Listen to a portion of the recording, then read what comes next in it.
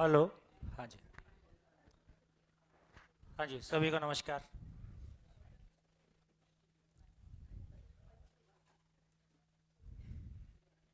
चले, बोलिए।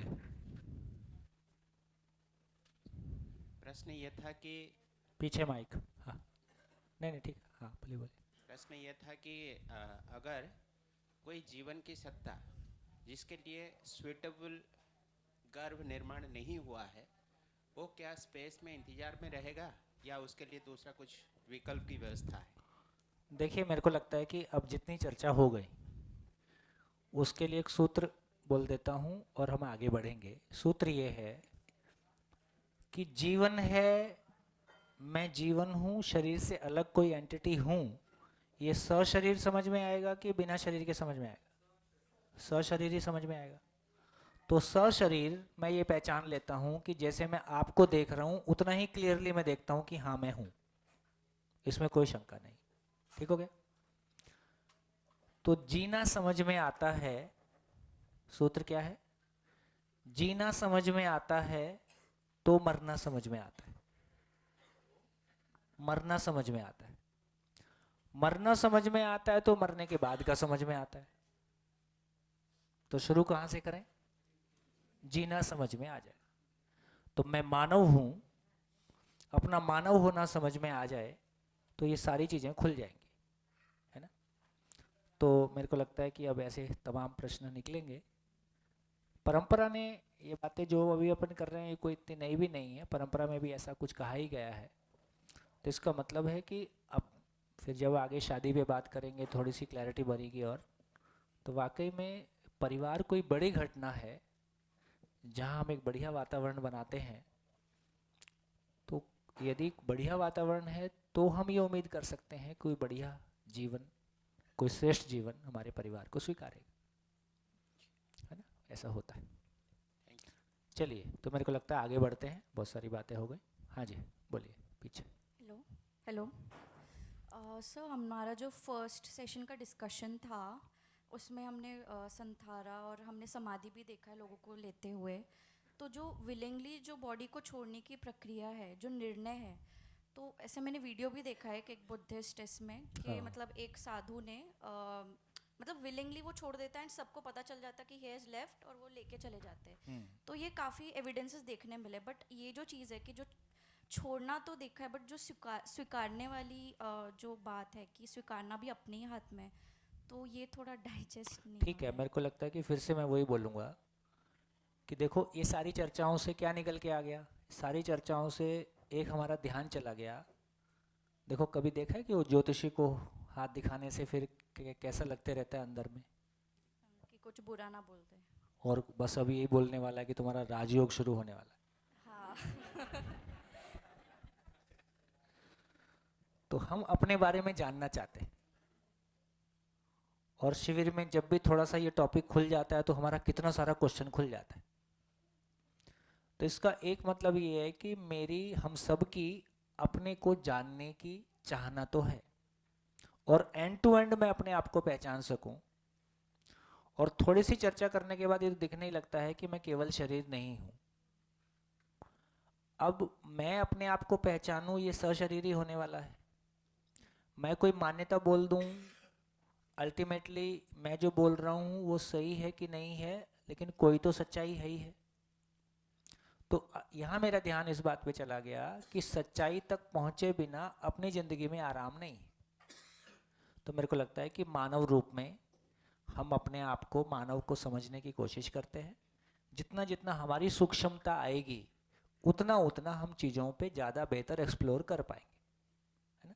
तो अभी इसको, इस चर्चा को यहाँ तक रखा जाए कि हाँ, ये मैं और शरीर दो अलग अलग रियलिटी है ना? और जब भी हम मैं की कोई भी बात करते हैं, यहाँ देश सर्वकालिक, सर्वदेशिक, सर्वभौमिक लागू हो जाता है।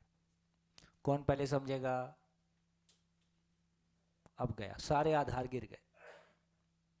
अमीर पहले समझेगा कि गरीब पहले समझेगा? कौन सा कंट्री, कौन सा धर्म, कौन सी जाति, कौन सी आयु, कौन सा रंग, सब गिर गया। तो शरीर का कोई भी आधार काम नहीं आया। और देखिए मैं बहुत क्लियरली कहना चाहता हूँ, सभी लोगों में ब्रेन समान है। ब्रेन के कारण किसी का कम ज़्यादा समझना नहीं होता है, क्योंकि ब्रेन समझने वाली चीज है भी नहीं। ब्रेन मेरे समझने के लिए माध्यम है। क्या है ब्रेन? तो ब्रेन का इतना ही मतलब है कि शब्द स्पर्श रूप रस गंध इंद्रियों के माध्यम से कोई सेंसेशन मेरे तक गई और ब्रेन का न्यूरॉन एक तरह से कंपन करता है। वो एक तरह से कंपन किया तो जीवन के लिए रसगुल्ला खाना भी एक कंपन है, एक साड़ी पहनी वो भी कंपन है, जो कुछ भी मैंने अच्छा व्यवहार किया बुरा व्यवहार किया, ब्रेन एक प्रकार से उसको जो उसको मैंने महसूस किया और फाइनली वो जो कंपन है उसको मैं स्वीकारता हूँ। और फाइनली मैं कोई जब निर्णय को प्रसारित कर रहा हूँ, मैं कुछ जो बोल रहा हूँ वो भी एक कंपन है जिसको ब्रेन पहचानता है और फाइनली शरीर। तो जीवन और ब्रेन की भाषा कंपन की भाषा है ना। जब गहरे में डिटेल में जाएंगे तो और बहुत सारी बातें निकल के आएंगी। तो धीरे से अपने ध्यान में ये आ गया कि अपने को बहुत फाइन जाके एक एक चीज को डिटेल करना होगा कि मैं शरीर में कहाँ रहता हूँ, कैसे ऑपरेट करता हूँ, है ना। एक एक चीज की फाइन डिटेल में जा सकते हैं। थोड़ा मैं खोल भी सकता हूँ पर मेरे को लग रहा है कि अब खोलूंगा तो फिर वो उसी डायरेक्शन में जाएगा। तो शिविर की सीमा है 3 दिन हमारे पास अभी। आज क्या चौथा दिन? चौथा दिन। तो चौथा दिन है तो चौथा पांचवा छठा लास्ट। तो अब हमारे पास आगे का समय थोड़ा कम है, लेकिन आपकी जिज्ञासा के लिए, आपकी जिज्ञासा के लिए हेलो हेलो। मैं अब आगे कुछ नहीं कहूँगा। हेलो मैं सर, खोलूंगा तो फिर नया खुल जाएगा ना वो, फिर एक। सर मेरा एक सवाल है जो मेरे बहुत क्लोज है। हाँ। जैसे कैंसर का अभी एक सर ने बोला ना इंसिडेंट कि मेरी भी एक नीस है 7 years old, उसको ओवरी का कैंसर हुआ था जब वो 7 साल की थी, है ना। तो अभी वो पूरी ठीक है, बट उस समय जैसे आपने कहा वो जो इशू उसके बॉडी में हुआ वो कार्मिक था या फिर वो कुछ नहीं इससे कह सकता मैं, रिलेटेड है ना। कुछ कहना मुश्किल है। इतने एंगल हैं कि निश्चित रूप से ये कुछ भी कह पाना अब संभव नहीं है। तो देखो कोशिश यही, अब काम क्या, अब हमारे हाथ में क्या है? हमारे हाथ में क्या है कि हम ये हम समझने का काम करें, अपने परिवार में समझने का काम करें, एक स्वस्थ मानसिकता के साथ में जिएं और अपने परिवार और समाज में स्वस्थ मानसिकता को प्रवाहित करें। ये जितना भी केमिकल आया है ये भी बीमार मानसिकता से आया है। तो अल्टीमेटली विश्व की सारी समस्या की जड़ केवल केवल केवल और केवल मानसिक है। दूध में मिलावट किसने किया? जिसके माइंडसेट में मिलावट हुआ।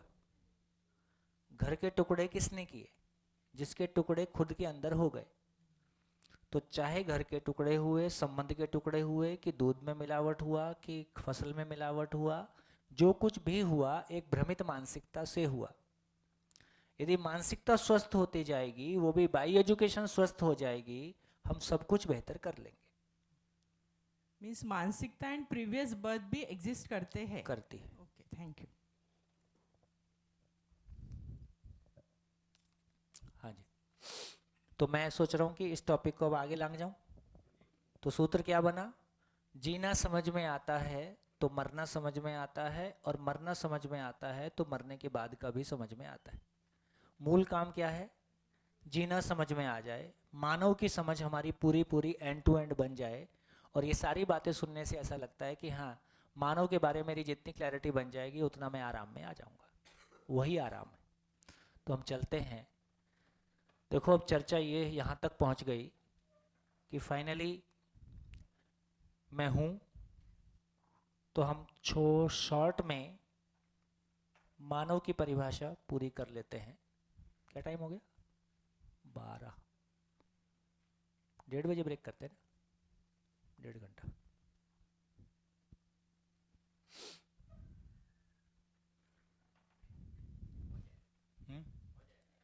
हाँ, आपने बोल दिया तो हो जाएगा।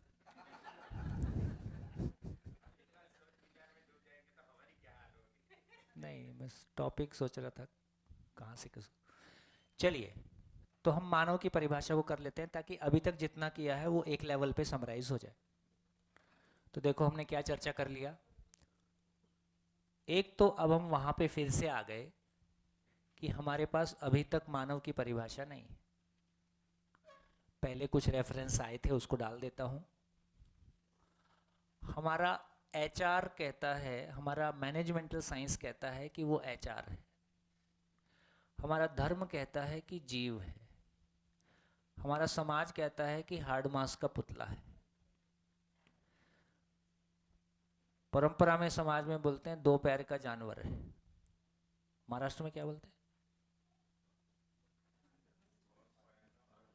है हाड़ा मासाचा पुतला। नेताजी के लिए वोटर है, बाजार के लिए कंज्यूमर है, और क्या? समाज शास्त्र के लिए सामाजिक सोशल एनिमल है।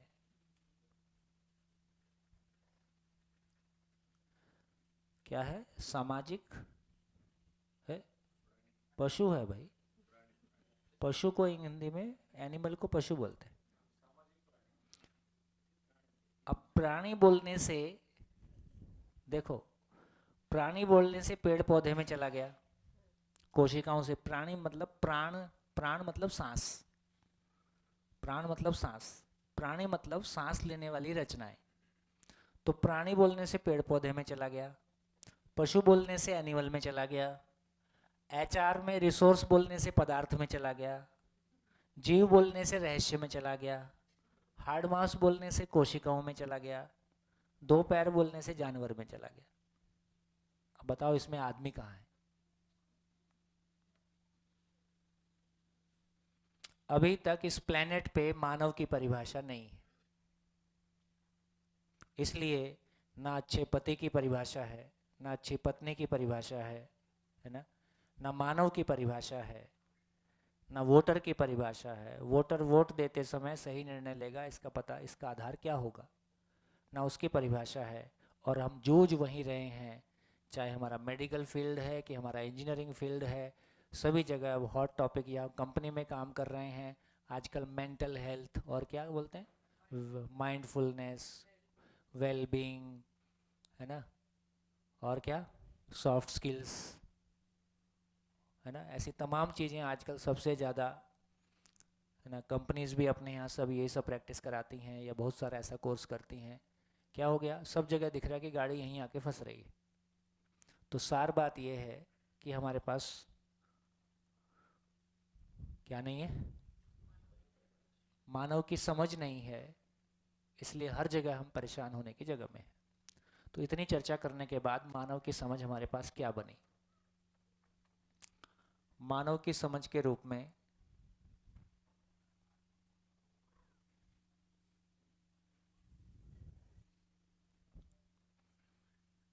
बोला, मनाकार को साकार करने वाला और मनः स्वस्थता का आशावादी।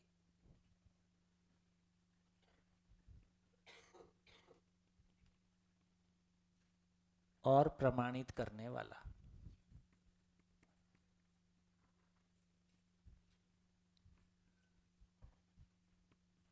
ऐसी एंटिटी का नाम मानव है। क्या चीजें हो गई इसमें इंपॉर्टेंट? एक तो मनाकार हो गया। मनाकार को साकार करना मतलब, मैंने इस बिल्डिंग को, डिजाइन को कंसीव किया और मैंने उसको डिलीवर कर दिया, बिल्डिंग बना दी। तो मैं अपने आकार क्या चीज का बनेगा? फिजिकल चीजों का।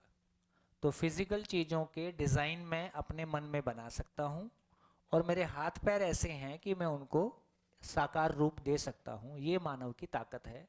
ये ताकत मानव के अलावा और किसी के पास नहीं।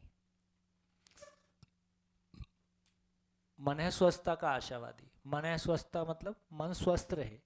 मन स्वस्थ रहे मतलब खुश रहे, सुख की आशा में हम जीते हैं। अब आशा में ही जिए कि उपलब्ध भी हो जाए। उपलब्ध हो जाए, उपलब्ध होने की ताकत के साथ है वो, इन संभावनाओं के साथ है। ऐसी एंटिटी का नाम मानव है जो मन में बनने वाले आकार को साकार कर सकता है, अपने मन में सुख की आशा के साथ जीता है, और इस आशा को वो साकार कर, इस आशा को वो प्रमाणित कर सकता है, ऐसा इसको सुख को उपलब्ध हो सकता है, इसका नाम। तो अब यहाँ से ये समझ में आ गया कि मनाकार का मतलब मना, हाँ जी कुछ बोल रहे, प्रमाणित करने वाला और प्रमाणित करने वाला। प्रमाणित करने वाला का मतलब है जिंदगी में उसको प्रूव करने वाला कि मैं सुखी हो गया हूं, इसको प्रूव कर रहा है। तो जब हम मनाकार की बात करते हैं उसका नाम है सुविधा। तो दुनिया के सारे लोग केवल 6 प्रकार की सुविधा, यदि हम मानव के लिए 6 प्रकार की चीजें पहचान सकते हैं। एक है जिसको हम कह रहे हैं आहार, आवास, लिखते मत रहना, नोट्स बनाते रहना, पता चला मैं लिख लिख के घिस घिस के, मैं घिसता हूं क्योंकि मेरा आपका अटेंशन बना। देखो ये सब पीपीटी से भी चला सकते हैं, क्योंकि पीपीटी से चलाने में एकदम मोनोटोनस हो जाता है, फिर पीपीटी हमको चलाती है। अभी मेरे हाथ में होता है कि आपसे बात करते हुए मैं लाइव क्या टॉपिक को मैं आगे बढ़ा सकता हूँ। तो इतना ही बार बार बोलता हूँ कि सब यूट्यूब में पढ़ा है, कई शिविर पढ़े हैं, केवल यहाँ आप उतना ही लिखिए जितना आपको सुनने समझने में सहायक होगा।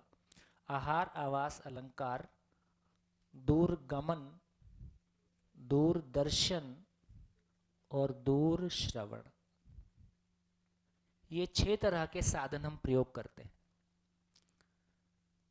इसमें से आहार, आवास, अलंकार क्या है? ये 3 चीजें हैं जो शरीर को जिंदा बनाए रखने के काम आ रही हैं। आहार, आवास के अलावा जितना भी जिंदा रहने का सामान है सबको अलंकार बोलते हैं। वॉशिंग मशीन किसमें आएगी? अलंकार में। तो आहार और आवास, घर और रोटी के अलावा कपड़ा किसमें आएगा? घड़ी किसमें आएगी? मोबाइल, सब अलंकार में चला गया। नहीं नहीं, मोबाइल इधर आ जाएगा। तो जब दूरगमन मतलब ट्रांसपोर्टेशन, दूरदर्शन मतलब दूर की चीज को देखना दिखाना, दूर की बात को सुनना सुनाना, ये शरीर के गति बढ़ाने के काम आता है। हम शरीर की गति बढ़ा सकते हैं, बस साधन की इतनी ही औकात है। विश्व का सारा साधन या तो शरीर को जिंदा बनाए रखने के काम आता है या शरीर की गति बढ़ाने के काम आता है। इसके अलावा साधन की और कोई हैसियत नहीं है। असहमत होने का प्रयास करें। और किसी काम आता है?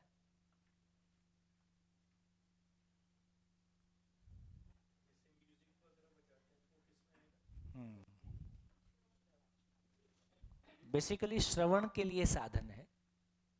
हमने कोई चीज को सुना, फिर मैं सुखी होना चाहता हूं, मेरे को म्यूजिक सुनना अच्छा लगता है तो मैं कुछ सुन लेता हूं। बेसिकली श्रवण के लिए साधन है। हाँ, मैं भी आपके लिए साधन हूं।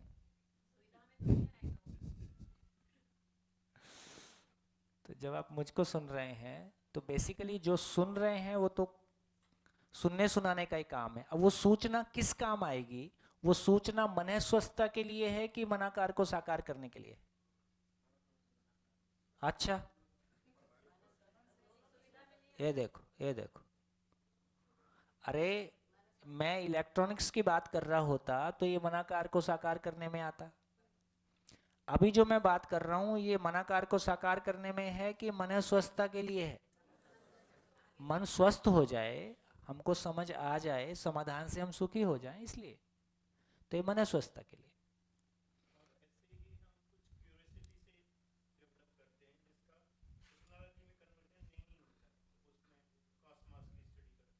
हाँ, बेसिकली जब आप कॉस्मोस की स्टडी कर रहे हो तो बेसिकली कोई जिज्ञासा, आप अस्तित्व को समझने की कोशिश कर रहे हैं। हाँ। तो किस में आएगा? मनाकार में आएगा कि मन स्वस्थता में आएगा? सेकंड वाले में। सेकंड वाले में। बस अब कुछ भी रखो, अब देखो ये एक बहुत अच्छी बात आपने कही है, अब सुबह से शाम तक सारा कुछ देखें। मैं सोच रहा हूँ, या तो वो सोच शरीर की आवश्यकता को पूर्ति करने के लिए है या वो जीवन तृप्ति के लिए है। दोनों के लिए नहीं है तो ये आपको दुख की ओर ले जाएगा। जो भी कुछ आप बोल रहे हैं, या तो वो शरीर की आवश्यकता के लिए है या वो जीवन की आवश्यकता के लिए है। दोनों के लिए नहीं है तो वो चुगली चुगली है, आवेश है, झंझट है, दुख की ओर ले जाएगा। जो भी कुछ मैं कर रहा हूँ वो फाइनली मनाकार को साकार करने के लिए है। फिजिकली जो हम वर्क करते हैं वो, तो हर चीज बिल्कुल निश्चित है। कौन सी चीज आपको सुख की ओर ले जाएगी, कौन सी चीज आपको दुख की ओर ले जाएगी। चलिए, इसमें AK-47 नहीं आई। कर्नल साहब, आपका जुगाड़ नहीं आया। हाँ, तो क्या चीज हो गया? AK-47 क्यों नहीं लिखा इसमें? क्योंकि यहाँ मानव के जीने की बात हो रही है, AK-47 का जीने में कोई योगदान नहीं। सर जो कलाएं होती है वो किस में आएगी? स्किल्स। कलाएं कौन सी? मतलब जो भी हम फाइन आर्ट्स है ना। देखो, फाइन आर्ट से आप क्या करोगे? या तो अच्छा लगने की ओर जाओगे, हाँ और आप अच्छा होने के लिए भी आर्ट्स कर सकते हो। बराबर। अच्छा होने की समझ होगी तो ये कह रहे हैं कि देखो, युद्ध हमारी मजबूरी है। क्यों मजबूरी है? दो भाइयों को जीना नहीं आया तो उनके बीच में AK-47 की जरूरत पड़ती है। तो ये पूरे संसार में यदि हम एजुकेशन ठीक से कर पाए तो मेरे को लगता है कि युद्ध में भी, डिफेंस में भी जो सीनियर लेवल के लोग हैं वो तो कभी युद्ध नहीं करते, वो तो बात ही करते हैं। और बात से यदि बात बन जाए, ये भी बहुत पावरफुल है। विश्व में कभी भी कोई इंटरनेशनल लेवल पे हो रहा है तो हम क्या चीज पे जोर देते हैं? भाई बात होती रहे, संवाद बना रहे, है ना। बात होती रहेगी तो कोई रास्ते निकलेंगे। कोई रास्ते नहीं निकलते हैं फिर भी समिट चलती रहती हैं, चलती रहती हैं, चलती रहती हैं। दरवाजे बंद नहीं करते बातचीत के। तो मेरे को लग रहा है कि बातचीत बहुत पावरफुल चीज है। यदि हम सही अर्थों में बातचीत कर पाए, दो देशों के बीच में दो राष्ट्राध्यक्षों के प्रॉब्लम भी हो सकते हैं, उनकी वजह से युद्ध हो जाते हैं। दो घर में दो मुखिया के कारण, आपस की लड़ाई के कारण पीढ़ी दर पीढ़ी युद्ध चलते हैं। तो मेरे को लगता है कि हर जगह में यदि हमारे पास कोई सही रास्ते होंगे तो हो सकता है हम कुछ बेहतर रास्ते भी निकाल पाएं। कोई सर पे ही आके खड़ा हो जाए तो फिर हथियार की जरूरत है। तो यहाँ ये नहीं कहा जा रहा है कि अपनी सेना को एडवांस नहीं करेंगे, अपनी सेना में कोई कमी करेंगे, क्योंकि जब तक संसार में भ्रम है तब तक हमको कोई चीज़ फेस करनी पड़ ही सकती है। तो हमारी सेना भी बढ़िया रहे, वो जो उसमें खर्चा करना पड़ेगा वो भी करेंगे, लेकिन ये स्वीकारते हुए करेंगे कि यदि शिक्षा का काम ठीक से होगा, यदि पूरी धरती पे आदमी को जीना आ जाएगा तो इस धरती पे युद्ध की आवश्यकता नहीं रहेगी। इसलिए ये कह रहे हैं, शिक्षा की पहली सफलता है कि परिवार शिकायत मुक्त, अभाव मुक्त हो जाए। ये शिक्षा की पहली सफलता है। हाँ, हम एक जर्नी में इवॉल्व हो रहे हैं। शिक्षा की पहली सफलता है कि हम परिवार के रूप में शिकायत मुक्त, अभाव मुक्त हो जाएं, समाधान और समृद्धि के साथ में जी पाएं। शिक्षा की अंतिम सफलता है कि ये धरती युद्ध विहीन हो जाए।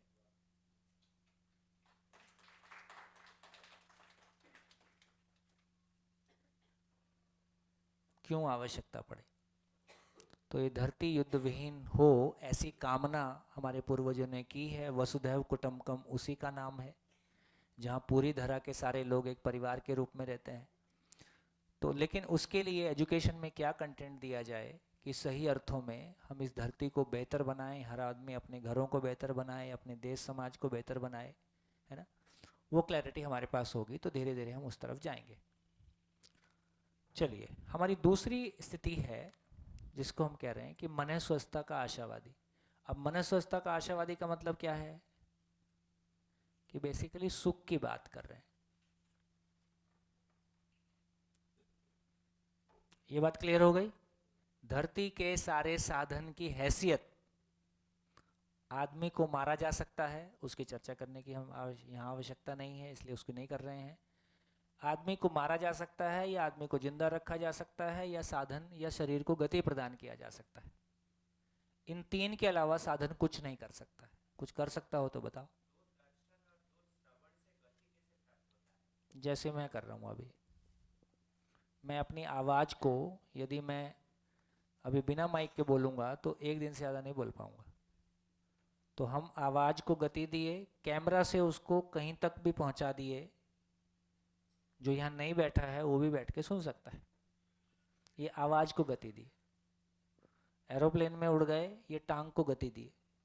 तो हमारे जितने भी इंस्ट्रूमेंट बने हैं वो हमारे शरीर का ही एक्सटेंशन है। मतलब यहाँ पर टेक्नोलॉजी को इंटीग्रेट क्या कर दे। ऑफ कोर्स भावार्थ है। मतलब आप सारे इंस्ट्रूमेंट के बारे में सोच के देखिए, सारे इंस्ट्रूमेंट हमारे 5 कर्मेंद्रियां ज्ञानेंद्रियों का ही एक्सटेंशन है। सही बात। हब्बल टेलीस्कोप क्या है? आँख का एक्सटेंशन। अब कुछ भी सोच लीजिए, जितने भी यंत्र हैं हमारे पास पॉजिटिवली, सभी हमारे ज्ञानेंद्रियों कर्मेंद्रियों का एक्सटेंशन है। सुख क्या है? सुख क्या है? हाँ, अब तो सपने में भी कोई पूछे तो समाधान बराबर सुख। चिल, चिल का क्या होगा? चिल क्या है? चिल क्या है? चिल का डेफिनेशन क्या होगा?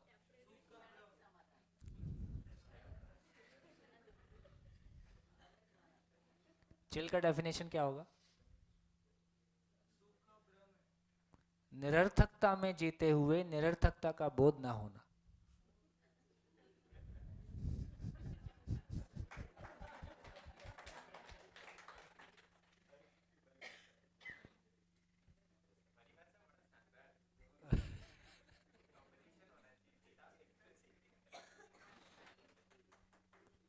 बुढ़ापे में कुछ कर लेंगे ऐसे। सुख क्या है? समाधान।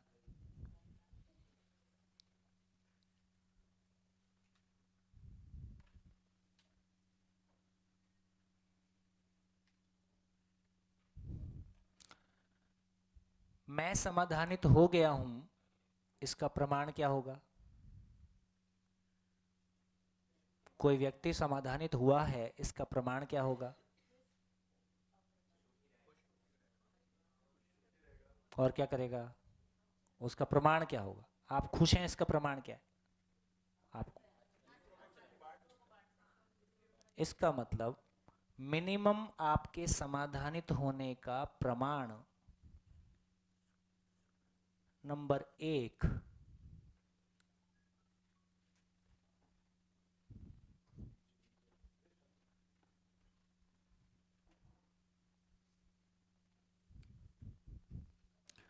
नंबर 1 वो परिवार में मिलता है।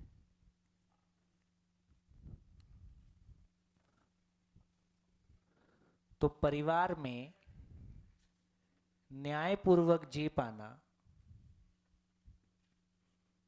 परिवार में न्यायपूर्वक जी पाना,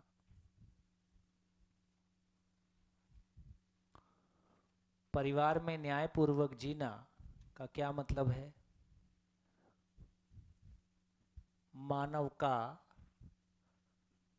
मानव के साथ और मानव का शेष प्रकृति के साथ, मानव मानव के साथ जिए, उभय तृप्ति हो जाए, इसका नाम न्याय है।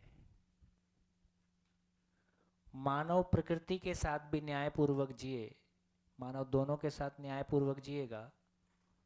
एक समझदार मानव को न्याय की समझ है तो वो न्यायपूर्वक जिएगा। तो इसका मतलब है वहाँ प्रकृति में संतुलन हो जाए, प्रकृति में संतुलन बना रहे और परिवार में समृद्धि आ जाए। तो यहाँ पे संतुलन प्रमाणित हो गया। प्रकृति के साथ में संतुलन प्रमाणित होता है, मानव के साथ में न्याय प्रमाणित होता है। तो न्याय का मतलब है दोनों पार्टी का तृप्त होना, व्यवहार करने वाला और जिसके साथ व्यवहार किया, दोनों का तृप्त होना। और ये तृप्ति संडे टू संडे होगी कि हमेशा के लिए होगी? हमेशा के लिए। दो लोगों का हमेशा के लिए शिकायत मुक्त होकर जी पाना, तो न्याय प्रमाणित हुआ। तो न्याय परिवार में प्रमाणित होता है। न्याय प्रमाणित हो जाए, इसका नाम मानव है। इसको मानव पद कहा, है ना। तो न्याय प्रमाणित हुआ, तो बेसिकली न्याय प्रमाणित होने का नाम मानव पद है। तो मेरे मानव होने की पहचान क्या है? तो अभी हम आकार से मानव हैं कि आचरण से मानव हैं? आचरण से मानव होने का मतलब क्या है? न्यायपूर्वक जीने का प्रमाण क्या है? परिवार का शिकायत मुक्त अभाव मुक्त होना। ऐसा कितने परिवार चाहते होंगे? सभी चाहते हैं, पूरे विश्व के लिए ऐसा ही है। तो यहाँ पे मेरा मानव होना प्रूव, मानव पद पा लिया, मानव हो गए, उसके बाद सारा पद उससे छोटा ही है। फिर हमारी भूमिकाएं आवश्यकता अनुसार बनी रहेंगी। ये जो पदों के दबाव हैं हमारे ऊपर, उससे मुक्त हो जाएंगे। मैं समाधानित हूं, इसका दूसरा प्रमाण समाज में दिखाई देगा। यदि सारे परिवार ऐसे जीने लगे तो क्या होगा? समाज भय से मुक्त दिखाई देगा। इसी को अखंड समाज कह रहे हैं, इसी को युद्ध विहीन धरती कह रहे हैं।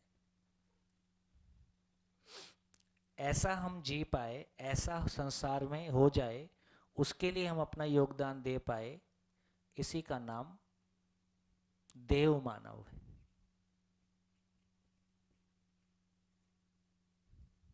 और ऐसा हम जी पाए, इसी को कहा कि हम धर्म पूर्वक जिए,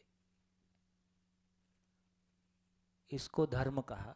धर्म को थोड़ा और समझेंगे। तीसरी चीज, ऐसा मानव, जब मानव परिवार में ठीक से जिया, समाज भय से मुक्त होने लगा, तो सारे लोग मिलके नेचर के साथ कैसे जिएंगे? सारे लोग प्रकृति में चारों अवस्थाओं में संतुलन होगा। चारों अवस्थाओं में संतुलन हो जाए तो सत्य प्रमाणित हुआ, इसका नाम दिव्य मानव है।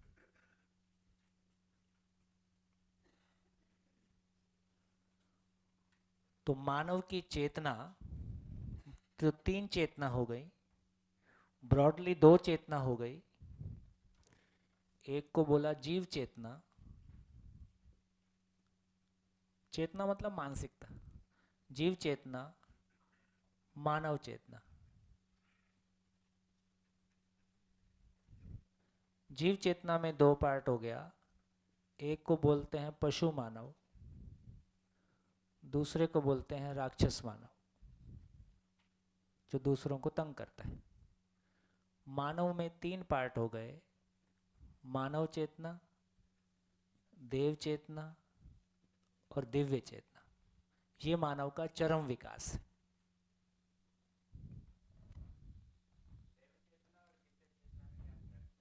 देव चेतना अखंड समाज के अर्थ में प्रमाणित होती है। हम अखंड समाज के अर्थ में अपनी उपयोगिता को देखो। एक तो ये समझने की बात है कि मानव, देव मानव, दिव्य मानव ज्ञान के रूप में समान है, तो तीनों ही ज्ञानपूर्ण है। ठीक हो गया। उपयोगिता का विस्तार अलग अलग है।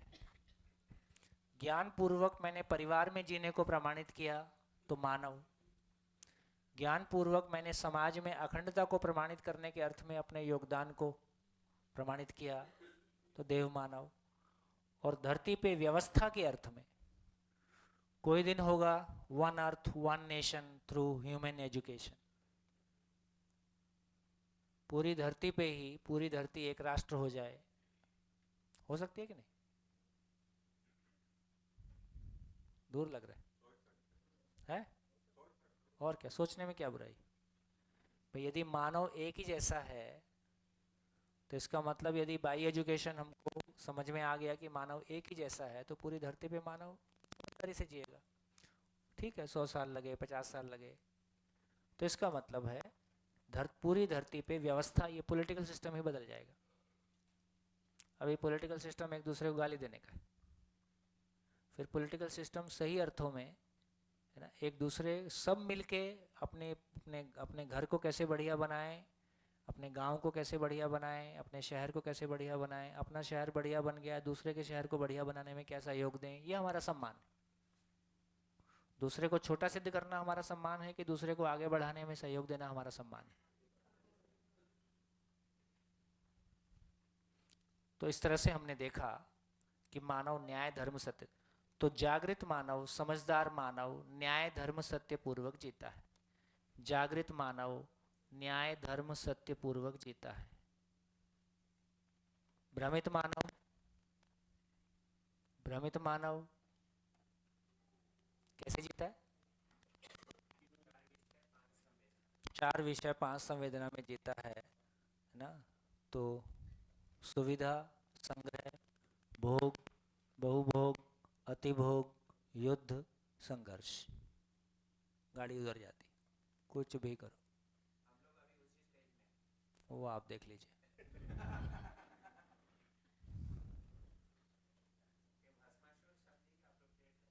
हाँ,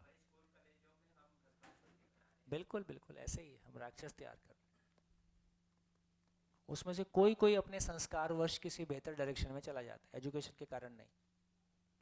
कोई कोई व्यक्ति किसी भी क्षेत्र में हो, अपनी उसकी जर्नी ऐसी है कि वो कुछ पॉजिटिव रास्ता ले पाता है, अधिकांश तो फिर उसी यात्रा में शामिल हो जा रहे हैं।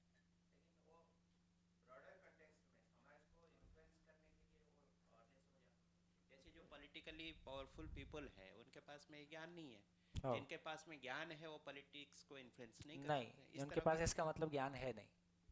मतलब अखंड समाज के सिलसिले हाँ, में यदि यदि कोई अखंड, यदि कोई ज्ञान नाम की चीज होगी तो उसके लिए किसी पद की जरूरत नहीं। पद वाला भी अपने आप उसको ले ही लेगा। टाइम टेकिंग है।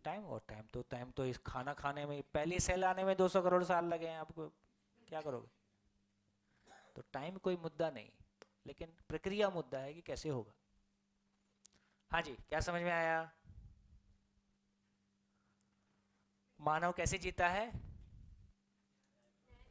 जागृत मानव न्याय धर्म सत्य पूर्वक जीता है, स्वयं में समाधान पूर्वक जीता है, परिवार में समाधान और समृद्धि पूर्वक जीता है, समाज भयमुक्त हो इस अर्थ में जीता है, और चारों अवस्थाओं में संतुलन हो, ग्लोबल वार्मिंग, फैमिली वार्मिंग से मुक्त जीता है।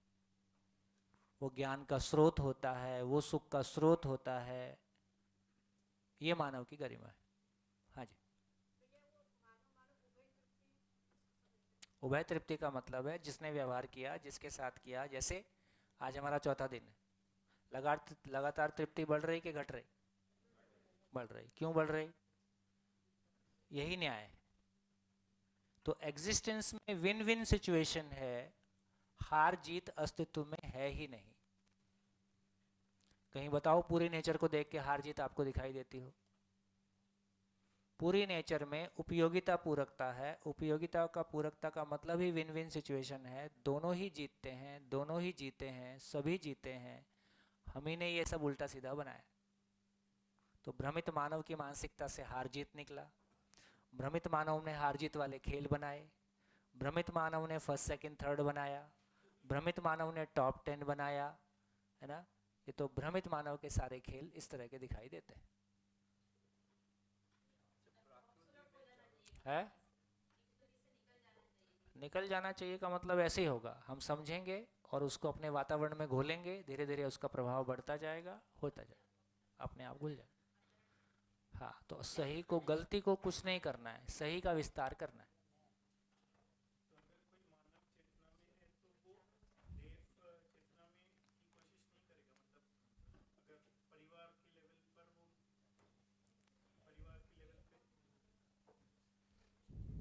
परिवार के लेवल पे मानव हो गया, मानव चेतना में आ गया, तो वो कोशिश करेगा कि बाकी जो कोशिश नहीं करेगा, सहज रूप में होता ही। हाँ, कोई व्यक्ति ऐसा है जो अपने परिवार के बाहर किससे बात ही ना करता हो? नहीं, कोई व्यक्ति ऐसा है जो परिवार के बाहर बात करता हो, घर में ना करता हो? नहीं, दोनों जगह होता ही है। और जो हमारी स्थिति है, स्टेट ऑफ माइंड, उसी के साथ हम जी रहे होते हैं। तो देखा जाए तो परिवार और समाज दो अलग अलग चीजें नहीं है, लेकिन हम प्रधान विधि से जीते हैं। कब शादी हुई तो अभी थोड़ा सा हम परिवार प्रधान विधि से जीते हैं, थोड़ा परिवार सेटल हो जाए, बच्चे आ जाएं, बच्चों का ख्याल रखें, वगैरह वगैरह वगैरह। कोई मोमेंट के बाद थोड़ा आर्थिक स्थितियां भी सेटल हो हमारी गई, लिमिटेशन फिर आर्थिक extend स्थितियां भी होंगी। सेटल हो गई, परिवार भी सेटल हो गया, अब और क्या करेंगे? सहज रूप में समाज के अर्थ में समाज प्रधान विधि से परिवार के साथ जीते हैं, नेचुरली होता है।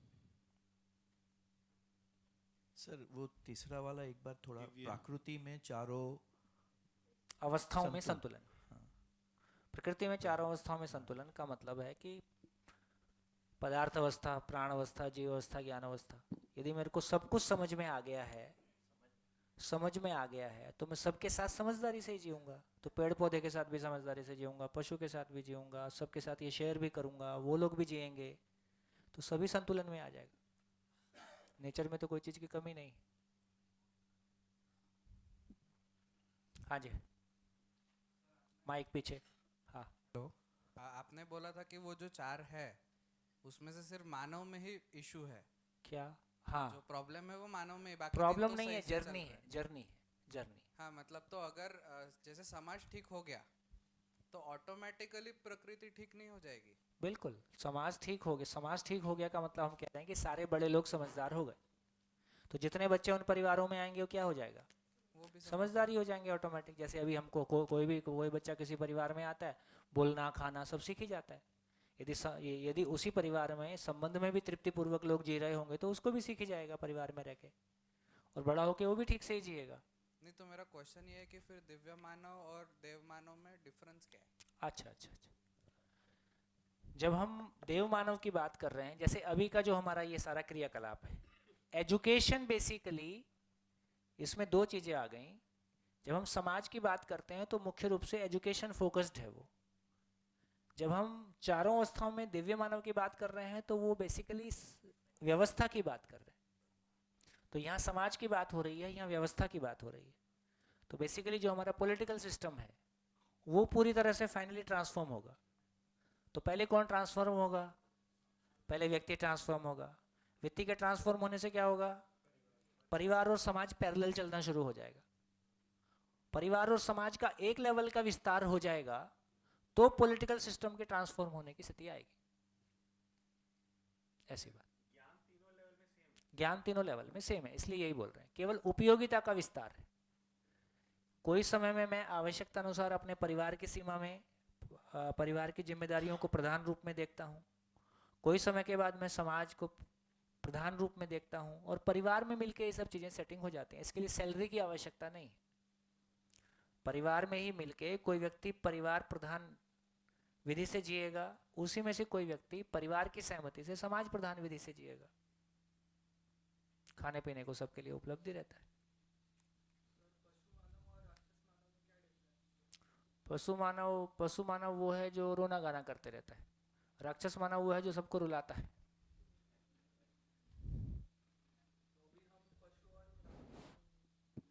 देखो आप ही तय करते रहो। भैया एक प्रश्न है, हाँ। जंगल में एक पशु दूसरे को शिकार करता है तो उसको क्या प्रकृति के नियम मानेंगे या हिंसाचरण या युद्ध मानेंगे? जनसंख्या नियंत्रण के अर्थ में एक शेर जंगल में रहने से जितने पशु खाता है उससे ज्यादा पशुओं के अनुकूल रहने के लिए वातावरण में योगदान देता है। शेर के मलमूत्र और शरीर की गंध से जो वायरल डिसीज है जंगल में वो नियंत्रित रहता है। तो सारा फूड चेन का हिस्सा है और प्रकृति में जनसंख्या नियंत्रण का काम है। तो अगर उस प्रिंसिपल को फॉलो करें तो फिर मानव में वो फॉलो नहीं होता। मनुष्य अगर पशु को हनन करके भोजन करता है तो वो भी क्या हिंसा या संघर्ष वो में? समझना पड़ेगा कि मानव का डिजाइन क्या है, मानव के शरीर का डिजाइन क्या है। वो शरीर का डिजाइन बेसिकली बाय नेचर वो शाकाहारी है कि मांसाहारी है, वो समझना पड़ेगा, उसके आधार पे निकलेगा। तो शाकाहारी ही कहेंगे ना? समझेंगे उसको। इस बारे में थोड़ा सा। भयमुक्त अखंड समाज का मतलब है यदि सारे परिवार शिकायत मुक्त अभाव मुक्त, एक परिवार यदि शिकायत मुक्त अभाव मुक्त हो गया तो दूसरे परिवार का शोषण करेगा कि पोषण करेगा?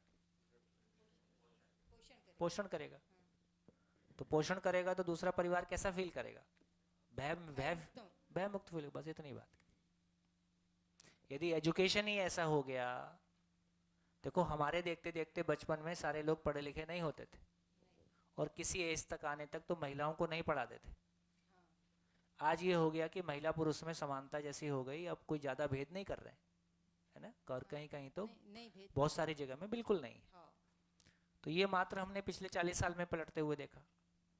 यदि ये पूरी शिक्षा में परकुलेट होने लगा, समाज में आने लगा, तो आने वाले समय में बच्चे भी समझदार आ जाएंगे कॉलेज से। जैसे भी पढ़े लिखे आते हैं वैसे ही समझदार भी आ जाएंगे। अब ये सिद्ध हो गया कि पढ़ा लिखा समझदार नहीं होता है। हाँ हाँ, पढ़ाई लिखाई का समझदारी से कोई लेन देन नहीं होता है। वो तो पढ़ाई लिखाई अभी स्किल के लिए है, अनुभव से होता है ना वो तो। अनुभव से नहीं होता, समझने से होता है। बड़ी मार खाई जिंदगी में, कहाँ अनुभव आया। अभी जिसको मार बोलते हैं, मतलब जिंदगी में उठा पटक बोलते हैं, उसको अनुभव बोलते हैं। जिंदगी में लोग बहुत दुख पाए हैं, बहुत स्ट्रगल किए हैं, उससे कोई अकल आई ऐसा नहीं होता। दुखी हो जाता है, परेशान हो जाता है, बस इतना ही होता है। हाँ जी। सर, परिवार में न्यायपूर्वक जीना कैसे है हाँ बस और अब परिवार की व्यवस्था कैसी होनी चाहिए? चलेंगे, आप तो आगे आगे चलते हो, मैं पीछे रह जाता हूँ, आप लोग आगे निकल जाते हो। नहीं, वहाँ पे न्यायपूर्वक जीना लिखा है ना। हाँ नहीं, बिल्कुल लिखा है। हाँ। देखो वो जब आगे हमने क्या चर्चा किया था, सुख क्या है, व्यवस्था को समझना, व्यवस्था में जीना। तो व्यवस्था में समझना मतलब मानव में व्यवस्था को समझना। मानव समझ में आ जाए तो परिवार की ओर चलें। तो अभी मानव से निपटने की कोशिश कर, मानव समझ में आ जाए। चलिए आगे चलो। तो इस चर्चा में हमने ये पाया कि मानव की परिभाषा क्या है। अब बताओ, हम एक घर में साथ साथ क्यों रहते हैं? एक घर में हम साथ साथ क्यों रहते हैं? देखो ये ध्यान में आपके आ जाए कि समाधान का मैनिफेस्टेशन ही न्याय है, समाधान का मैनिफेस्टेशन ही अखंड समाज है, समाधान का मैनिफेस्टेशन ही चारों अवस्थाओं में संतुलन है। बेसिकली समाधान ही न्याय के रूप में व्यक्त हो रहा है, समाधान ही अखंड समाज के अर्थ में व्यक्त हो रहा है, समाधान ही व्यवस्था के अर्थ में, मूल चीज समाधान ही, वही सुख है। तो अब बताओ एक घर में क्यों रहते हैं हम?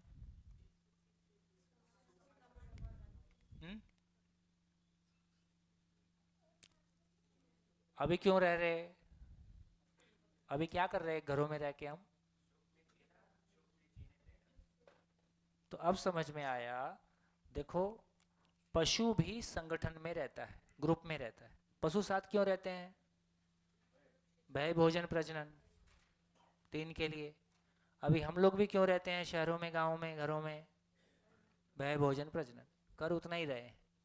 ऐसा करके तृप्ति नहीं मिलेगी, क्योंकि मानव इस अर्थ में नहीं है ना। मानव वंश परंपरा की चीज नहीं है, इसलिए केवल बच्चे पैदा करके तृप्ति नहीं मिलेगी। तो मानव किस अर्थ में है? मानव में क्या चीज स्पेशल हो गई? समझने की क्षमता। समझ का प्रयोग किया तो क्या आ गया? समाधान। और समाधान है, इसका प्रमाण क्या हुआ? न्याय। तो न्याय पूर्वक जीना ही मानव की गरिमा है, न्याय पूर्वक जीने से ही मानव मानव हुआ। तो मानव की परिभाषा क्या हुआ? हम क्यों साथ साथ हैं? तो मानव एक न्यायिक सामाजिक इकाई है, न्यायिक सामाजिक इकाई है, सामाजिक प्राणी नहीं है, न्यायिक सामाजिक इकाई है। एक ऐसी एंटिटी जो न्याय पूर्वक जीने के लिए सामाजिक हुआ है, साथ साथ आया है। जो न्याय को समझने के लिए, न्याय को प्रमाणित करने के लिए हम एक परिवार में इकट्ठे हुए हैं, इसका नाम परिवार है। बात पहुंची क्या? ये एक लाइन इस दर्शन में 1000 नोबेल प्राइज की व्यवस्था है। पूरा कितना कुछ बदलेगा आप सोच लीजिए। अभी तो धीरे धीरे कुछ ही पर्दे खुले हैं, धीरे धीरे और खुलेंगे। तो अब ये समझ में आया कि हम एक साथ घर में क्यों नहीं रह पा रहे। क्यों नहीं रह पा रहे? क्योंकि जिस काम के लिए हम आए थे वो काम शुरू नहीं हुआ, और एक दूसरे से बोर हो गए हैं या एक दूसरे से शिकायत से भर गए हैं।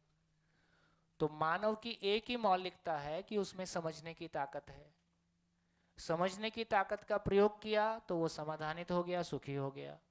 सुखी होने का प्रमाण है कि दूसरा भी हो जाए। और दो सुखी लोग कैसे जिएंगे?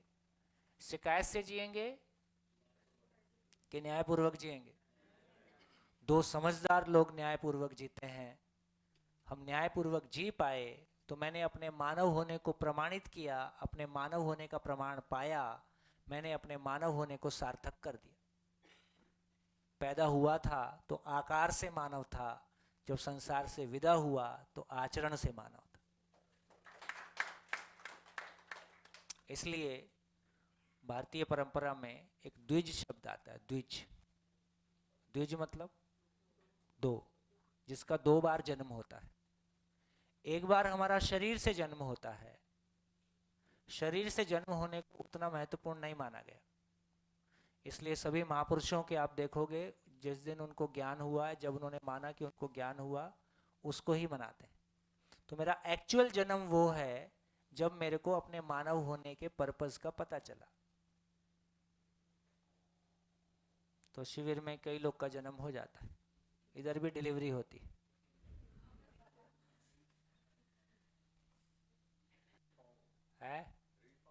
बिल्कुल। और यहाँ से लगता है कि यार अब जिंदगी शुरू हुई। कई लोग तो बड़ी एज के लोग आंख में आंसू भर लाते हैं, भाई जी 25 साल पहले मिले होते तो कुछ बात होती।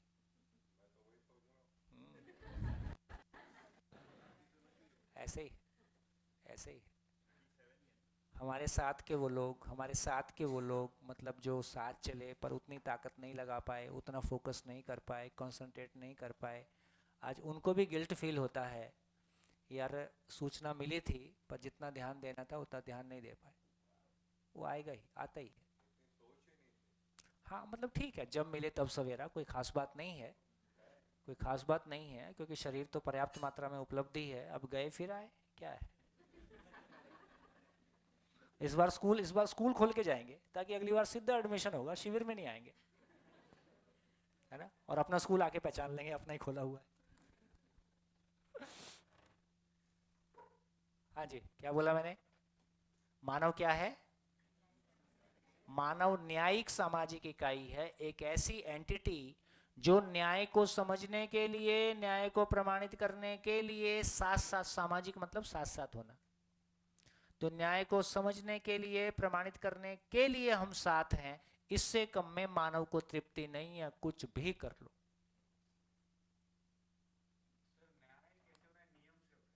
हाँ, हो तो सब नियम से। हम मानव नियम से सुखी होता है, नियम से दुखी होता है। नियम को समझने से सुखी होता है, नियम को ना समझने से दुखी होता है। नियम ही नियति है, वही डेस्टिनेशन है, वही डेस्टिनी है। अरे नियम मानव का बनाया हुआ नहीं है, नेचर का है। हाँ, उस नेचर के नियम को समझकर फिर हम नियम बनाने की जरूरत नहीं है। देखो यहाँ कार्यकर्ता नहीं है, इस पूरे प्रोग्राम में कार्यकर्ता है ही नहीं। यहाँ अध्ययन करता है या व्यवहार करता है, तो यहाँ दरी बिछाने वाला काम ही नहीं। तो भैया सब मिलके दरी बिछाओ, सब मिलके समझो, सब मिलके जो अपना बढ़िया से अपने परिवारों में जियो। ना किसी का ड्रेस बदलना है, ना किसी को चिन्ह लगाना है, ना प्रतीक लगाना है, ना बाल मुंडवाने हैं, ना कपड़े पहनने। जो पहन रखा है वही रखे रखो, अपने गुरुजी को मानते रहो, जिस धर्म से हो उसी को मानते रहो। और हर धर्म यही कह रहा है भैया इंसान हो जाओ, और नहीं हुए तो अपनों से जूझ रहे हैं, अपने आप से जूझ रहे हैं। कितना बढ़िया।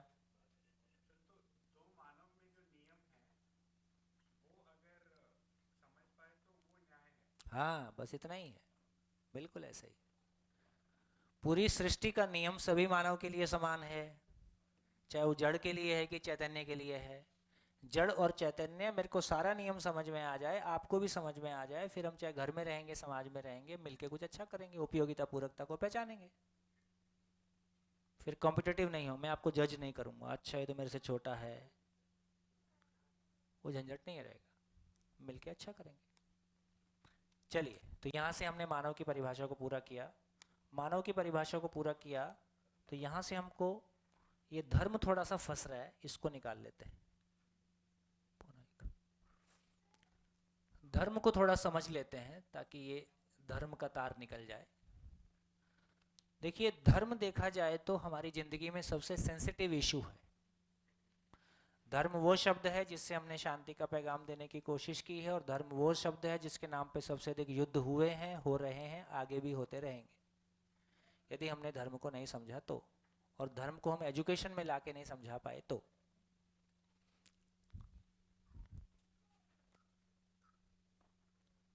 पहला ये समझें कि धर्म इतना सेंसिटिव क्यों है। रिलीजियन बोल लीजिए और कुछ बोल लीजिए। तो चार चीजें मानव की यदि पहचान की बात हम देखें तो चार चीज से मानव अपने आप को पहचानता है, कभी रूप से, कभी बल से, कभी धन से, कभी पद से, और कभी सौभाग्य हो जाए तो बुद्धि से,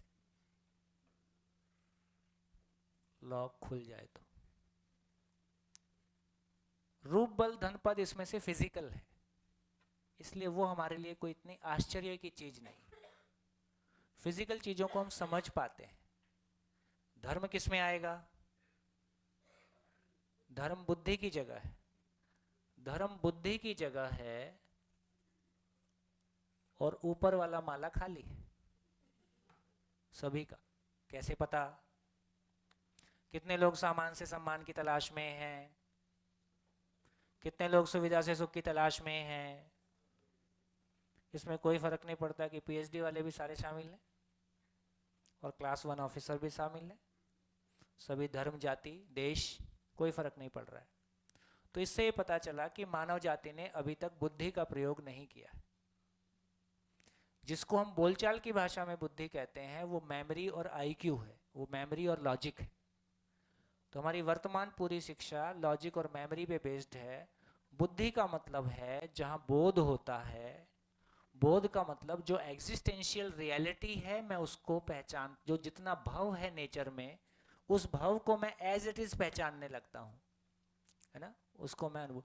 जहां बोध होता है, बोध का मतलब है जहां जानना होता है, to know the things as they are, जैसी हैं वैसा जानना होता है।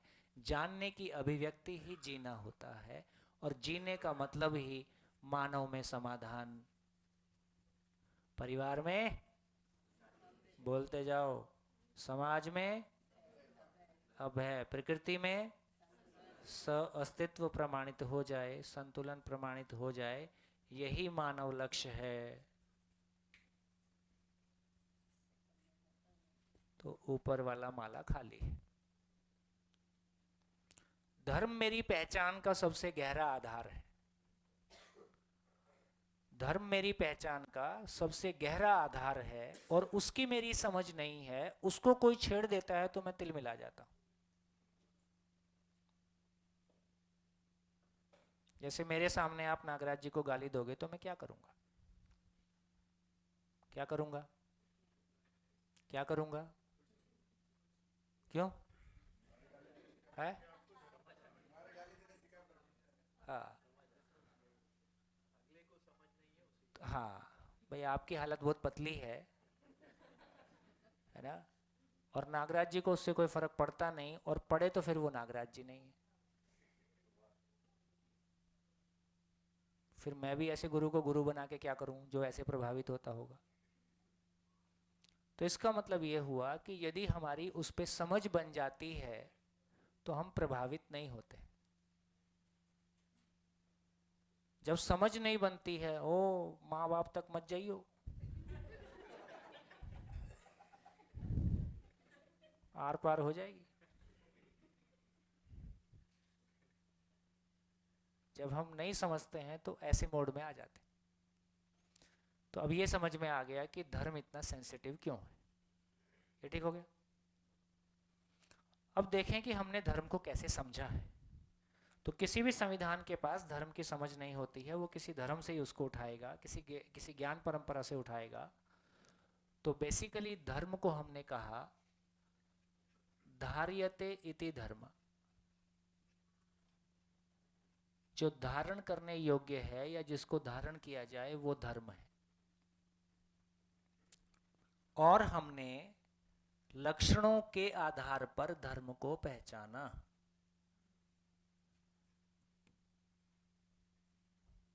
बेसिकली हिंदू धर्म में 10 लक्षणों, ये 10 बहुत कॉमन है, 10 लक्षणों के आधार पे पहचाना। क्या? क्षमा, धृति, मेरे तो याद नहीं रहता है, वो गूगल में देखोगे तो सब मिल जाएगा। तो 10 लक्षणों के आधार पे 10 अच्छाइयों को पहचाना, चोरी नहीं करना, और है ना, ऐसे बहुत सारी चीजें। वो क्या है, ओल्ड टेस्टामेंट, न्यू टेस्टामेंट, सब में 10-10 है। आर्य समाज के 10 नियम, और क्या? ऐसा मैं कई जगह 10-10 देखता हूँ, है? हाँ वो तो ठीक है, चुगली निंदा, 10 कमांडमेंट्स, तो 10 कई जगह है। तो लक्षणों के आधार पे धर्म को पहचानने का मतलब है कि ये माना गया कि सभी धर्मों में कोई अच्छी बात है, इसलिए कोई भी व्यक्ति किसी भी धर्म को स्वीकार कर सकता है, और भारतीय संविधान ने इस परिभाषा के आधार पर धर्म को कानूनी संरक्षण प्रदान किया कि धर्म किसी व्यक्ति का व्यक्तिगत मामला है, वो अपनी आस्थाओं के साथ चल सकता है। इसमें भारत संविधान के रूप में किसी धर्म विशेष को स्वीकार नहीं करता या सभी धर्मों का सम्मान करता है, ऐसा डिजाइन हम बना के चले। और लक्षणों के आधार पे धर्म को पहचाना, देखो दूर नहीं जाए, जो भी व्यक्ति जिस भी धर्म को मानता है उसको अच्छा, अपने धर्म को अच्छा ही मानता है, अच्छा ही होता है, और अच्छाई को आदमी प्रचार प्रसार करना ही चाहता है, दूसरे भी मान लें ऐसा मन रहता ही है। घर में ही देखें, एक व्यक्ति जिस बात को मानता है वो परिवार के बाकी लोगों से अपेक्षा करता है कि उसकी बात को माना जाए, और कई बार नहीं मानने से साम दाम दंड भेद घर में भी प्रयोग कर लेते अपनी बात को मनवाने के लिए, है ना? हमको कॉलेज में मोटरसाइकिल चाहिए थी तो हमने बता दिया था कि हमारी ट्यूशन 12 किलोमीटर दूर है। अब क्या करोगे, मोटरसाइकिल दिलवाओगे? तो ऐसे जुगाड़ लगा लेते हैं, तो ऐसे घर में भी करते हैं कुछ ना कुछ, ऐसा घर में भी करते हैं। तो अब ये स्वाभाविक रूप से समझ में आता है, और घर में मैंने आपकी नहीं मानी, आपने मेरी नहीं मानी, इस मामले में अपनों से आर पार होता हुआ दिखाई देता है। तो अब ये समझ में आ गया कि धार्मिक मान्यताएं तो और अलग अलग तरह की हो सकती हैं, उसमें तो वेशभूषा भी अलग हो गई, और तीज त्योहार भी अलग हो गए, और मान्यताएं अलग अलग हो गई। तो आर पार होगा कि नहीं होगा? तो आर पार होगा ही। तो इसका मतलब ये हुआ कि जब हम लक्षणों के आधार पर धर्म को पहचानते हैं, इसमें भी और पंगा है। मैं गुजरात में शिविर कर रहा था तो वहां बिश्नोई समाज था, 20 और 9, बिश्नोई का मतलब 20 और 9। उनके यहाँ 29 लक्षण पहचाने गए, उनके जो महापुरुष होंगे 29। किसी और जगह में था तो वहां ऐसी चर्चा कर रहा था तो उनके यहाँ 11 पहचाने गए। तो इस तरह से सभी धर्मों ने या पंथों ने अपने लोगों के लिए, उनकी अच्छाई के लिए किन्हीं अच्छाइयों को पहचाना, उनकी संख्या कम ज्यादा हो ही सकती है। तो अब धर्म एक रहेगा कि अलग अलग रहेगा? कहीं 10 हैं, कहीं 15 हैं, कहीं 5 हैं, फिर उसमें किताब है, उसमें पूजा पाठ है, उसमें पद्धतियां हैं, उसमें अलग अलग धाराएं बन गई। अलग अलग रहते थे तो उतना आमने सामने नहीं थे, अभी सब आमने सामने आ गए हैं, है ना? पूरी धरती एक गांव हो गई, तो कंपैरिजन भी हो रहा है और एक दूसरे को कम ज़्यादा, क्योंकि हमारी तो पुरानी आदत थी, या तो हम कम होते हैं या हम ज़्यादा होते हैं। साथ साथ जीने का हमारे पास कोई डिज़ाइन नहीं है। जब हम स्वयं को शरीर मान के जीते हैं तो उसमें कोई एब्सोल्यूट वैल्यू नहीं होता है। एब्सोल्यूट वैल्यू नहीं होता है तो कंपैरिजन होगा ही। इसलिए रूप का कंपैरिजन होगा, बल का भी होगा, धन का भी होगा, पद का भी होगा, और धर्म का भी होगा। गई भैंस पानी, कब निकलेगी? 1:30 बजे तक निकल आएगी।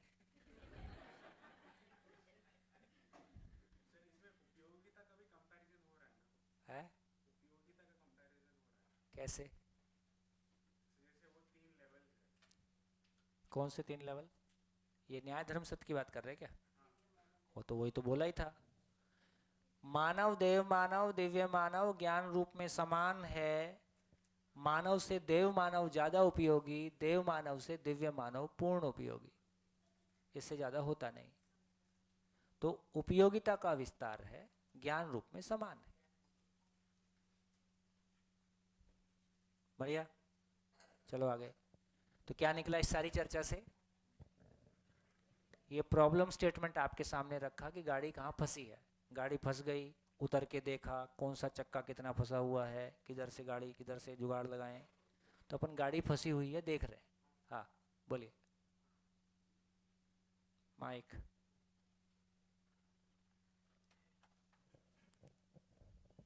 माइक फटाफट।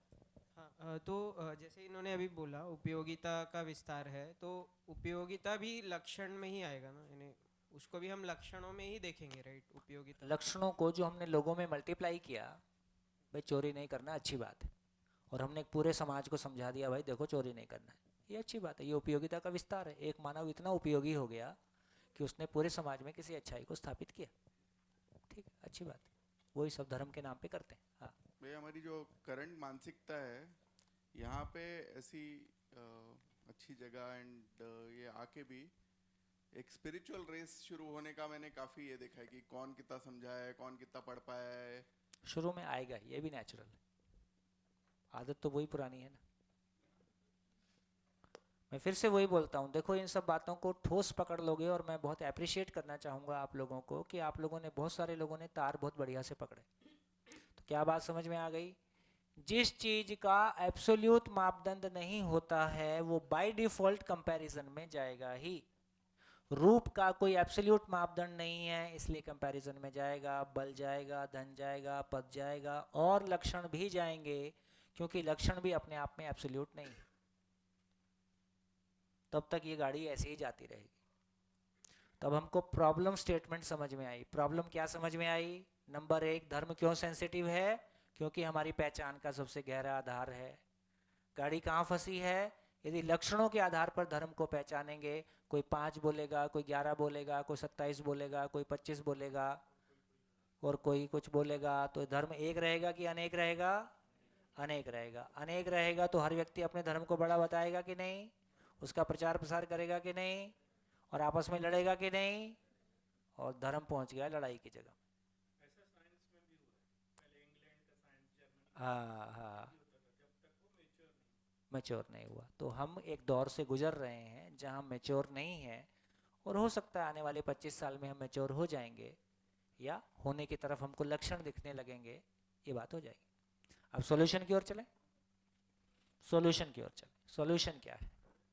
सॉल्यूशन के रूप में ये पहचाना कि अस्तित्व में जो धर्म को पहचाना, तो उसको ऐसा पहचाना कि जिसको जिससे अलग ना किया जा सके,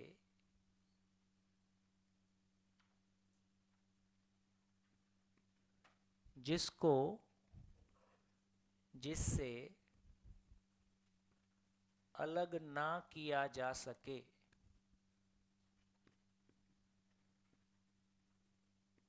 वह उसका धर्म है। वह उसका धर्म है। अब ये जो पहचानने का तरीका है, ये तरीका बदल गया। क्या बदल गया? हमने लक्षणों के आधार पर पहचानने के स्थान पर होने के स्वरूप में पहचान लिया।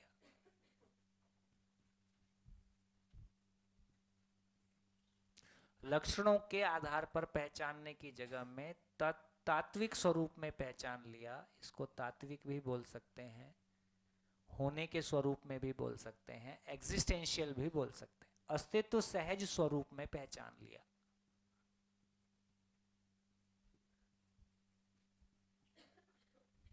कौन सी भाषा आपको ठीक लगे? क्या मतलब?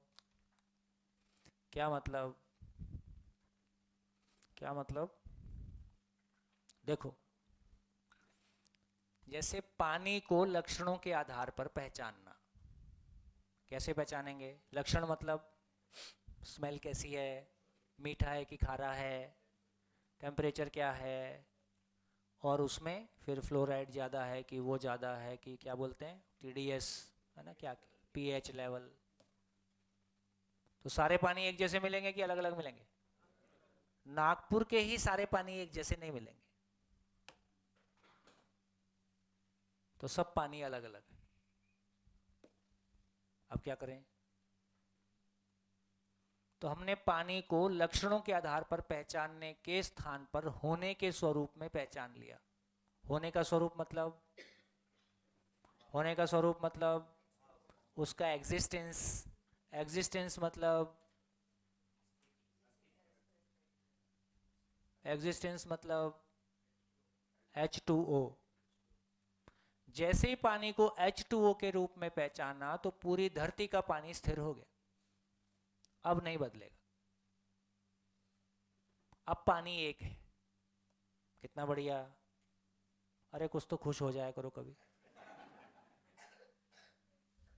ऐसे उदास होके सुनते हो जैसे पता नहीं बस।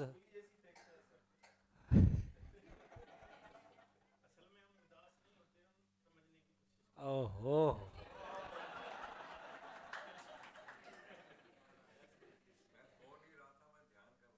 हाँ बिल्कुल, मेरी वाइफ भी मेरे को ऐसी बोलती। हाँ।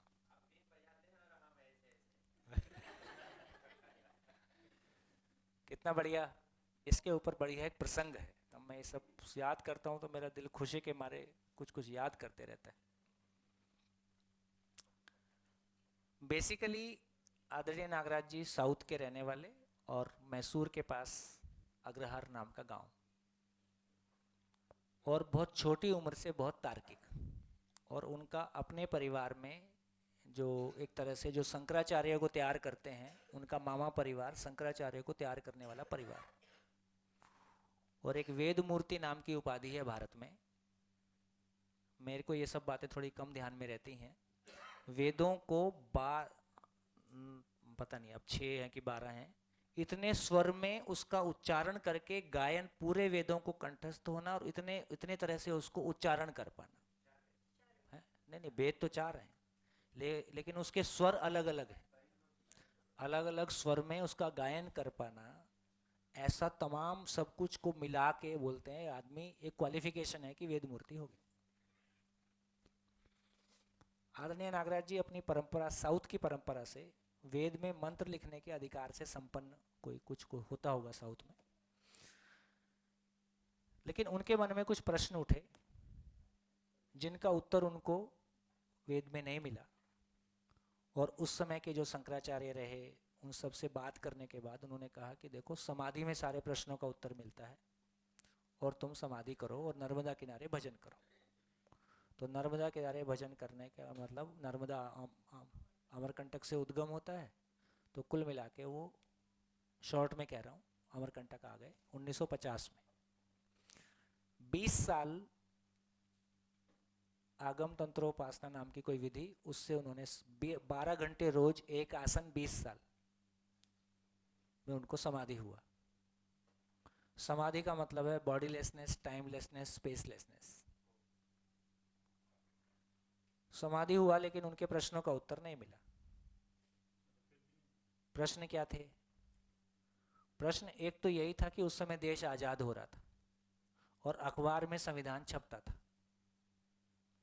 संविधान में कहीं भी मानव की परिभाषा नहीं थी। तो बार बार उनको ये सवाल आता था कि यदि संविधान में मानव ही परिभाषित नहीं है तो इस संविधान के तले राक्षसों का पोषण होगा। देश आजाद नहीं हो रहा है, गुलामी होने जा रहा है।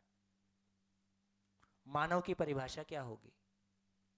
मानव की परिभाषा ढूंढे तो कहीं मानव की परिभाषा नहीं मिलती।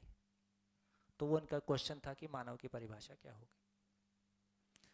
दूसरा, ये तमाम जिस तरह से चुनावी प्रक्रिया में वोट नोट जैसा सब चलता है, तो इससे देश कहाँ पहुंचेगा। फिर तीसरा था कि वो आत्मा ईश्वर का अंश है और करुणावश जीव के हृदय में बैठ गया है, ज्ञानपूर्वक ये मुक्त होकर वापस ईश्वर में मिलेगा, ऐसा पॉस्टुलेशन था। तो उन्होंने इसमें तर्क लगा दिया, यही वो आने से माया में बन जाता है। तो उन्होंने कहा कि ये ईश्वर को आने की क्या जरूरत थी आत्मा में, क्यों आया ये, इसका पर्पस क्या था? अब इसका उत्तर नहीं था। बोले ना ये आता, ना ये माया में बनता, ना इतना झंझट होता, ना ज्ञान की आवश्यकता पड़ती। वो तो पहले से ज्ञान। फिर ये भी कहा गया कि जो ब्रह्म है ये सत्य है और जगत ब्रह्म से पैदा हुआ है और जगत मिथ्या है। फिर से बोलो, ब्रह्म सत्य है, ब्रह्म सत्य है, जगत ब्रह्म से पैदा हुआ है और जगत मिथ्या है। तो ब्रह्म से, सत्य से पैदा हुई चीज मिथ्या कैसे हुई? गाय से गाय ही पैदा होती है ना? कुत्ते से कुत्ता ही होता है, आम से आम ही होता है, तो सत्य से मिथ्या कैसे पैदा हुआ? ऐसे करके कुछ कुछ उनके प्रश्न थे। तो शंकराचार्य जी ने कहा कि तुमको समाधि में सारे प्रश्नों का उत्तर मिलता है। समाधि होने के बाद उत्तर नहीं मिला, तो उनको शंका हुआ कि समाधि हुई कि नहीं हुई।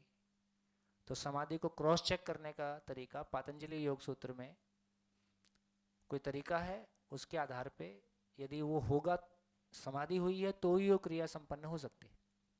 उनको तो जो कुछ बताया था उसमें बहुत रुचि नहीं था, उन्होंने अपने ढंग से कोई डिज़ाइन बनाया और उनको पूरा एग्जिस्टेंस, जो भी उनके मन में प्रश्न थे, वो एक तरह से जैसे टीवी चलता है, मन में प्रश्न आता गया और ध्यान की स्थिति में वो चित्र जैसा दिखता गया और टीवी जैसा चलता गया और उनको पूरा एग्जिस्टेंस का दर्शन ऐसे पूरा हुआ। और जब तक उनको तृप्ति नहीं हो गई तब तक वो क्रम 5 साल करीब चलता रहा। 20 साल के बाद 5 साल और जो भी उनकी जिज्ञासाएं थी उनकी तृप्ति हो गई। तृप्ति हो गई तो बेसिकली अपने परिवार से वैद्य का ज्ञान मिला था। तो जो लोग आते थे इलाज करवाने, जो भी आदमी के पास रहता है वो चर्चा करता ही है। तो चर्चा करते करते लोगों ने कहा आप कुछ अलग हट के बात कर रहे हो। होमी जहांगीर बाबा कौन था जिसको इंडिया का स्पेस का वो है ना, होमी जहांगीर बाबा एक बार अमरकंटक आए थे और उनके साथ की चर्चा को बाबा बताते हैं। तो कुल मिलाकर उन्होंने स्पेस पे बात किया और जो कुछ उन्होंने कहा वो उनको काफ़ी आश्चर्यजनक भी लगा। तो उन्होंने ये पूछा भी आपको ये ज्ञान कैसे हुआ? तो उन्होंने बताया भी केंद्रीय ध्यान से होता है। तो बोले मेरे को केंद्रीय ध्यान है कि नहीं है? तो ऐसा कुछ लंबे बहुत सारे किस्से हैं। मैं जिस किस्से को सुनाना चाह रहा था धर्म के संदर्भ में, तो जब ये ज्ञान प्राप्त हो गया और एक बुक मानव व्यवहार दर्शन है जिसमें कि लगभग कोर पार्ट आ जाता है, वो बुक तैयार हो गया था।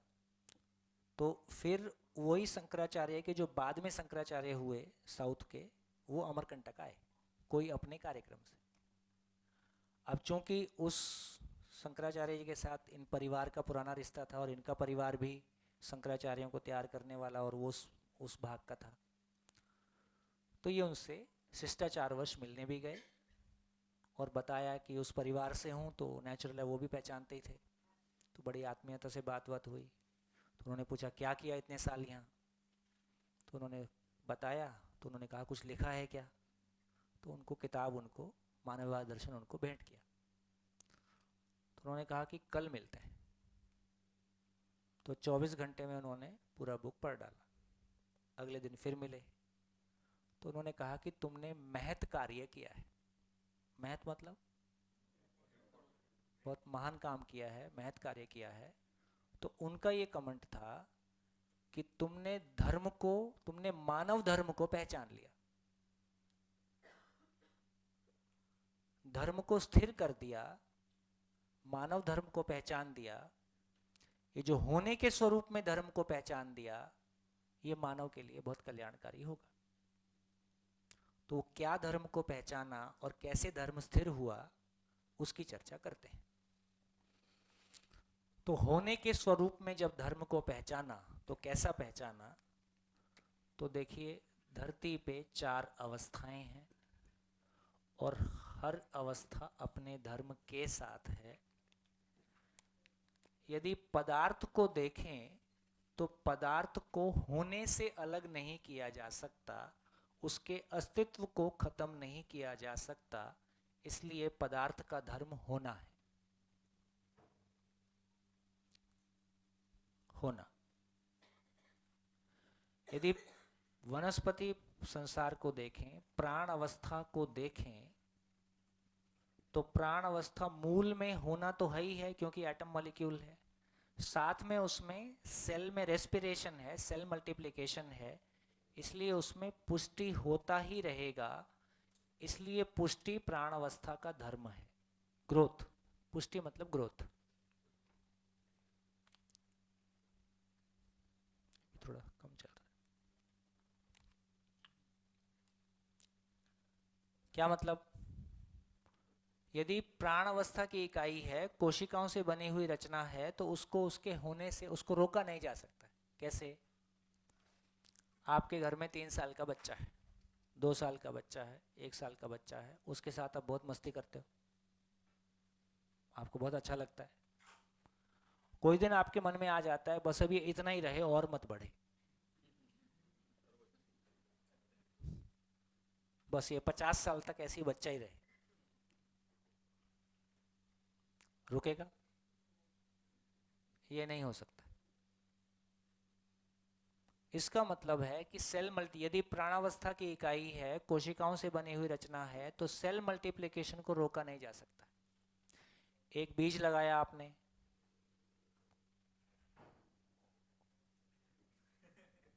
कोई नहीं, कोई नहीं, ये भी सुख का मामला है।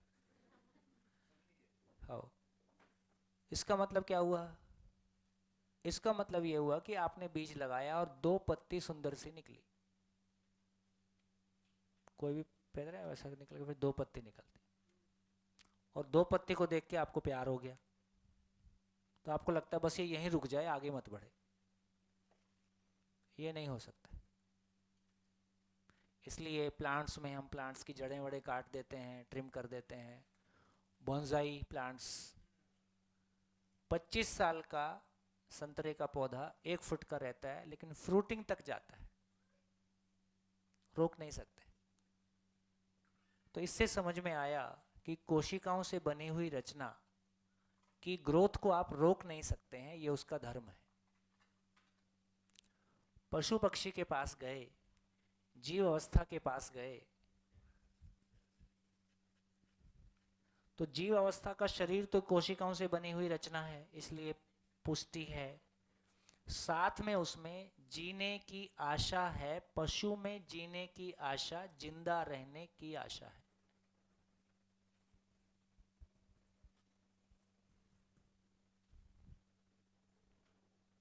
तो किसी पशु से जिंदा रहने की आशा को अलग किया जा सके, यह संभव नहीं है। तो पशु का धर्म क्या है? जिंदा रहने की आशा है, जीने की आशा है। यदि ज्ञान अवस्था की बात करें तो शरीर तो उसका कोशिकाएं ही हैं, उसकी ग्रोथ को नहीं रोका जा सकता। उसमें जीने की आशा के साथ, जिंदा रहने की आशा के साथ सुखपूर्वक जीने की आशा है।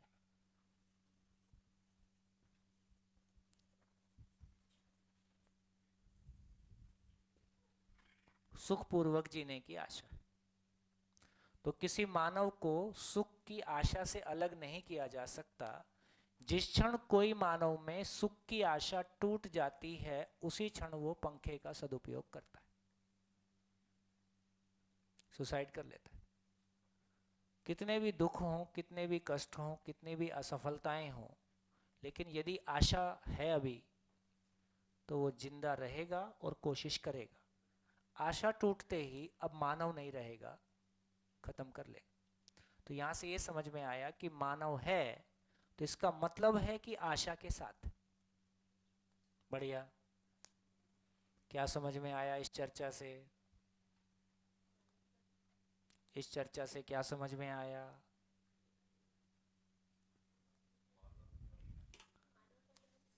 हाँ, इस चर्चा से ये समझ में आया कि मानव सुख धर्मी है। इस चर्चा से ये समझ में आया कि मानव सुख धर्मी है, और मानव का ही धर्म नहीं है, अस्तित्व में हर इकाई अपने धर्म सहित है। ये भी ठीक हो गया। अस्तित्व में हर इकाई अपने धर्म सहित है। मानव अपने धर्म सहित है कि अपने धर्म को अभी पहचानना चाहता है? चाहता है नहीं। तो इसका मतलब यह हुआ कि धार्मिक व्यक्ति की पहचान क्या होगी? धार्मिक व्यक्ति कौन? जिसने पहचान लिया। पहचान लिया तो क्या, हम कैसे पहचानेंगे कि इसने पहचान लिया? प्रमाण क्या होगा? तो प्रमाण ये होगा कि मानव लक्ष्य के अर्थ में, मानव लक्ष्य के अर्थ में अपने तन मन धन का सदुपयोग।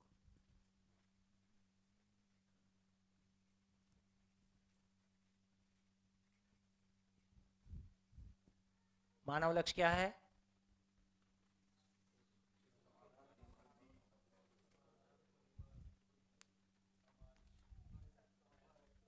ठीक हो गया? तो मेरे पैदा होने के पहले से मूल चाहत सुखी होने की मौजूद है, और ये कैसे पूरा होगी वो भी पहले से तय है। आप कुछ नहीं कर सकते, केवल समझ सकते हैं, सुखी हो सकते हैं, बिना समझे दुखी रह सकते हैं, दुखी कर सकते हैं। इतना साफ साफ है सब कुछ। इसका मतलब कितने लोग धार्मिक हैं?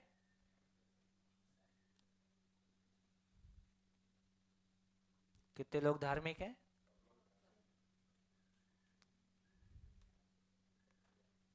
कितने लोग धार्मिक हैं? हम धार्मिक हैं कि होना चाहते हैं? चाहते हैं, अभी अपने धर्म को समझे तो नहीं। मानव लक्ष्य के अर्थ में अपने तन मन धन का सदुपयोग, बिल्कुल हर चीज बिल्कुल पिन पॉइंटेड है। कोई भी ऐसा नहीं कह सकते कि इधर से उधर हिलने डुलने की गुंजाइश नहीं है। और तन मन धन का सदुपयोग करने से क्या होगा? मानव में समाधान, परिवार में समाधान समृद्धि, समाज में अभय, प्रकृति में सहअस्तित्व। इससे ज्यादा होता नहीं, इससे कम में चलता नहीं, खत्म। तो इससे क्या समझ में आया? पुष्टि का मतलब ग्रोथ, सेल मल्टीप्लिकेशन। हाँ जी, इस पूरी चर्चा से क्या समझ में आया? ये ठंडा है। इस पूरी चर्चा से क्या समझ में आया? कहाँ से शुरू किया, कहाँ पहुंचे, क्या निकला? हम सबका धर्म एक ही है।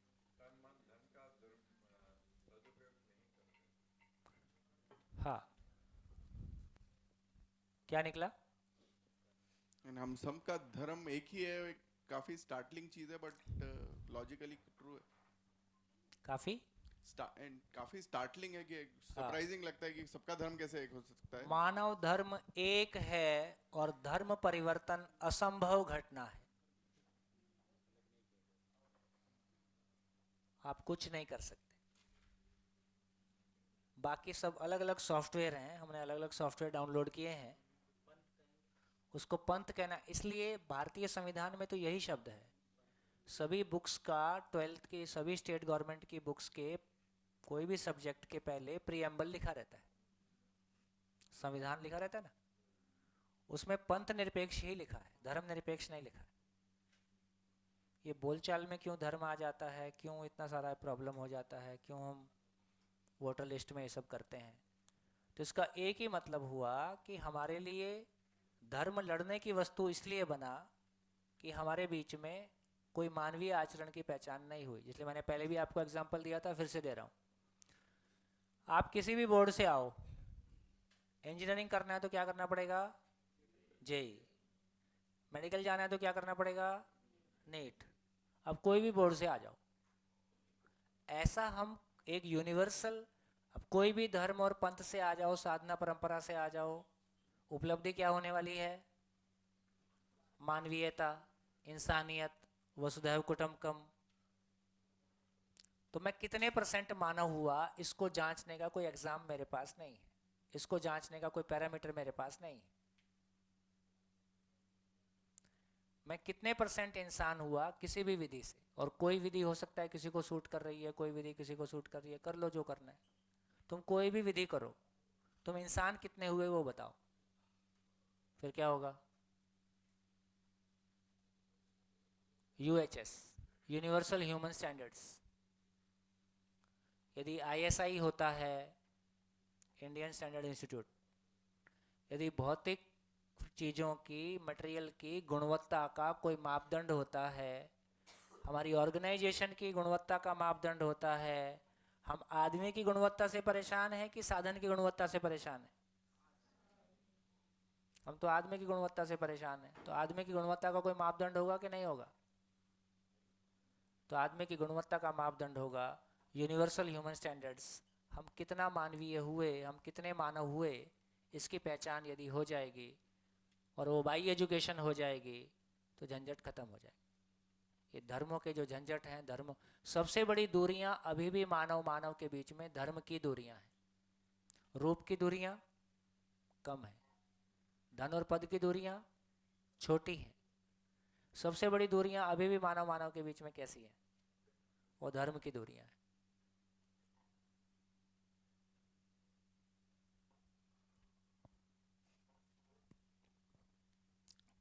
तो हम क्या कर रहे थे धर्म के नाम पे?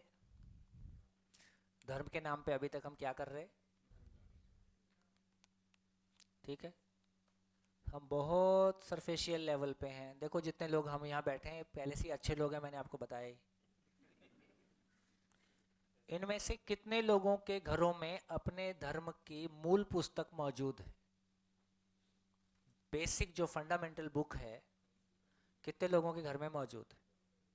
ठीक है, कितने लोगों ने उसको एंड टू एंड पढ़ा है? अब हाथ उठाओ।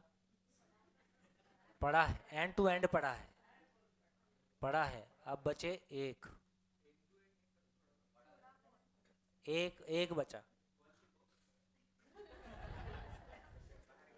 अच्छा, अब जिस भी धर्म को हम मानते हैं उसकी बुक, उसकी बेसिक बुक, फंडामेंटल बुक है ना, एंड टू एंड पढ़ा है।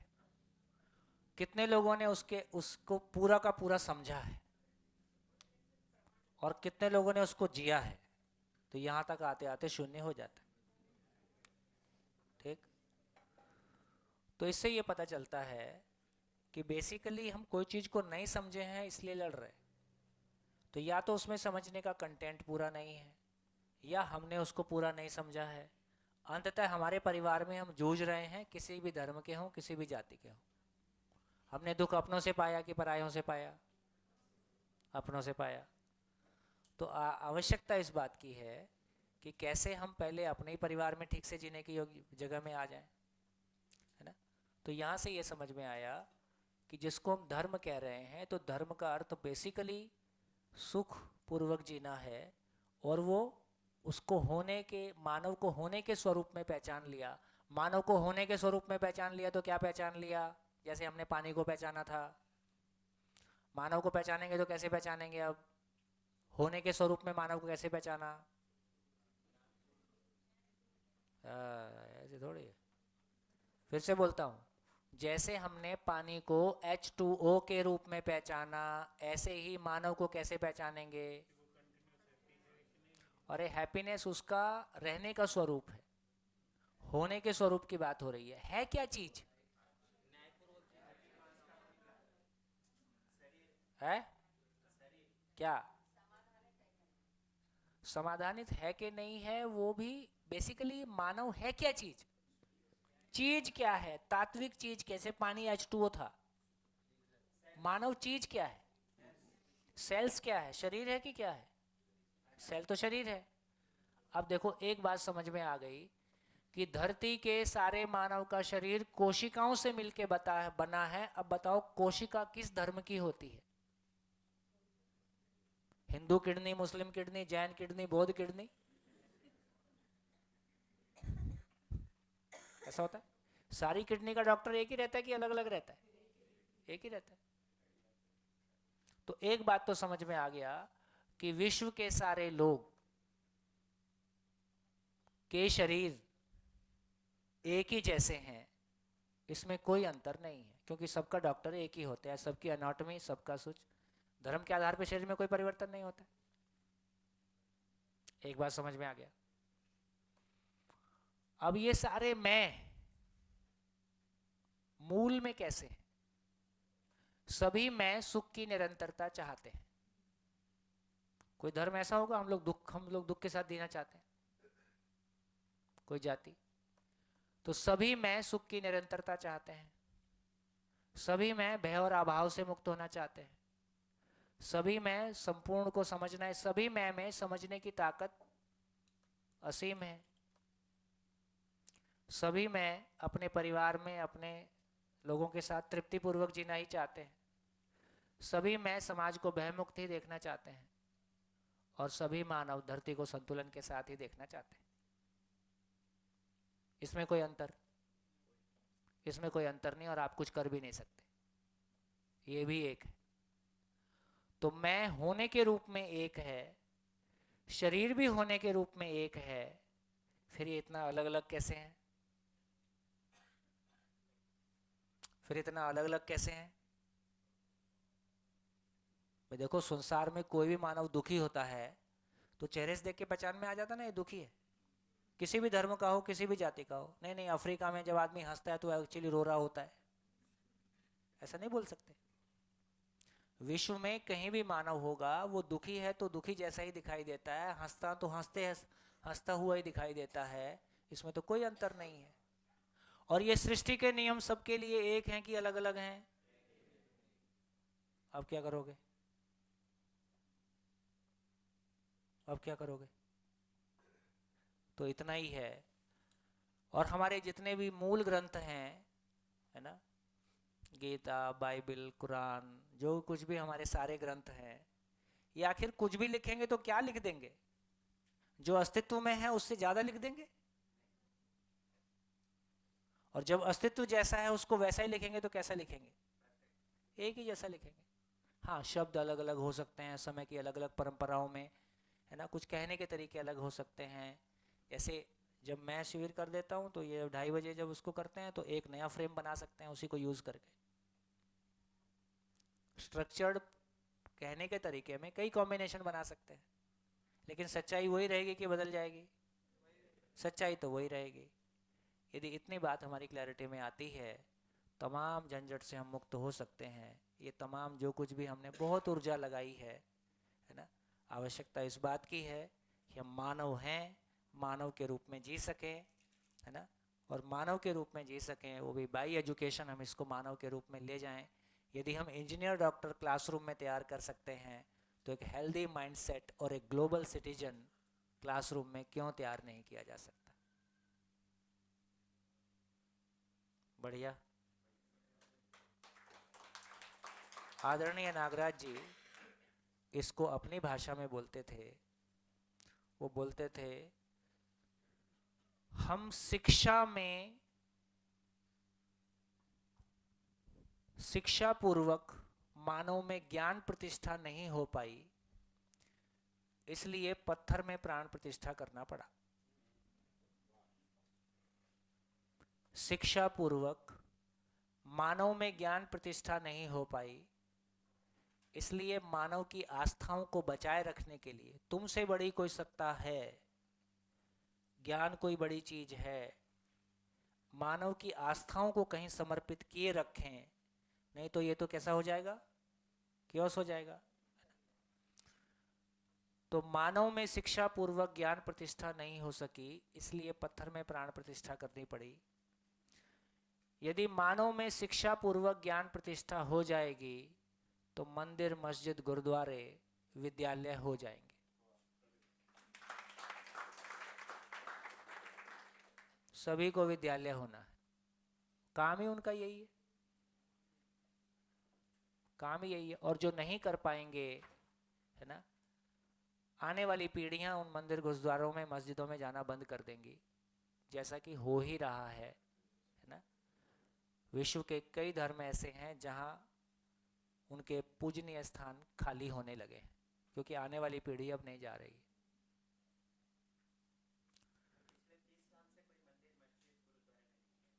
नहीं, ऐसे लोग तो हर काल में रहे हैं, पर मासिस की बात है। तो इसका मतलब है, यदि शिक्षा पूर्वक मानव में ज्ञान प्रतिष्ठा नहीं हो पाई तो हमारे विद्यालय भी सांप्रदायिक हो जाएंगे। चॉइस हमारी है ना, चॉइस हमारी है। तो एक माँ से पैदा हुआ बच्चे को पता होता है कि मैं हिंदू हूं कि मुस्लिम हूं, जैन हूं कि बौद्ध हूं? कुछ नहीं पहचान सकते आप। तो ये मात्र एक कंडीशनिंग है, मात्र एक तरह का सॉफ्टवेयर है जो हमने डाउनलोड किया है। जिस काल में हम रहे उस काल में वो सॉफ्टवेयर उपलब्ध था, इसलिए वो सॉफ्टवेयर डाउनलोड कर लिया। सारे सॉफ्टवेयर इसलिए डाउनलोड किए कि हम खुद में मानव हो पाए और अपनों के साथ ठीक से जी पाए और धरती भय से मुक्त हो पाए और प्रकृति में संतुलन हमेशा बना रहे। इससे ज्यादा कोई महापुरुष सोच नहीं सकता, और इतना हो जाए, इससे कम में काम चलेगा भी नहीं। तो यहाँ ये क्लैरिटी निकल के आई कि हाँ, हम मानव के रूप में जी सकते हैं, मानव के रूप में रह सकते हैं।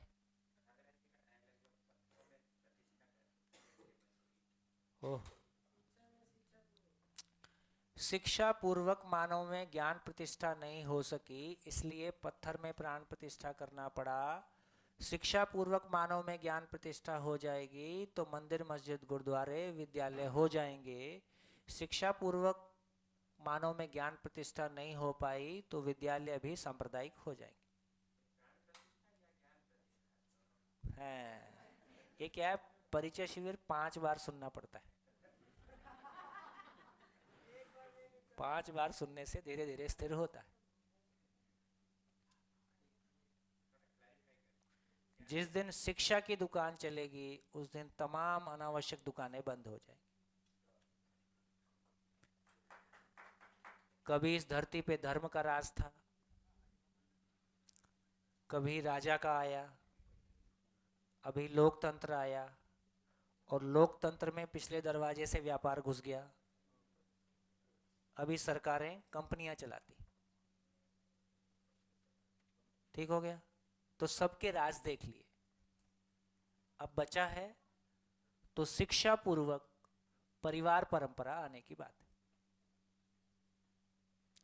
तो परिवार परंपरा, परिवार में हम जी पाए तो कॉन्फिडेंस आ जाएगा यार, ये दुनिया समाज में दिया जा। अपनों के साथ ही कॉन्फिडेंस नहीं आ रहा है, हम शादी करने से ही भाग रहे।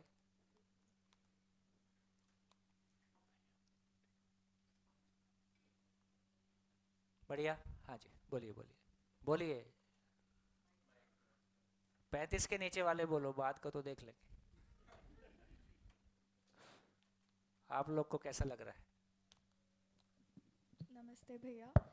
तो जो ये रिलीजन का जो स्टार्ट हुआ था सब कुछ, दैट वाज कि एक अपर फेथ हो, एक जो हमें प्रोटेक्ट करेगा, हाँ, हमारा वो ख्याल रखेंगे, हमें नहीं, वो ख्याल belief तो के साथ। मतलब बेसिकली ये है कि मानव शरीर में है और वो मान लेता है कि मैं ही सबसे बड़ा हो गया। तो मंदिर, मस्जिद, गुरुद्वारे वो जगह थी जहां उसको ये बताने के लिए कि देखो तुमसे बड़ी कोई सत्ता है, उसको समझने की जरूरत है ना।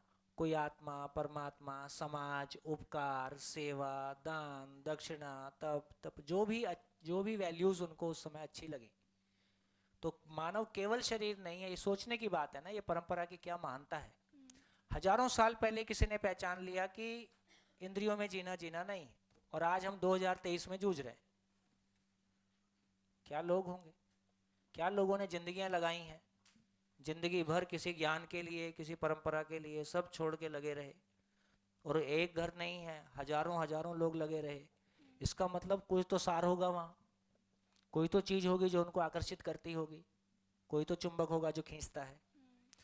तो ये वो ज्ञान कोई बड़ी चीज है, ये इशारा करने की बात थी। हाँ जी।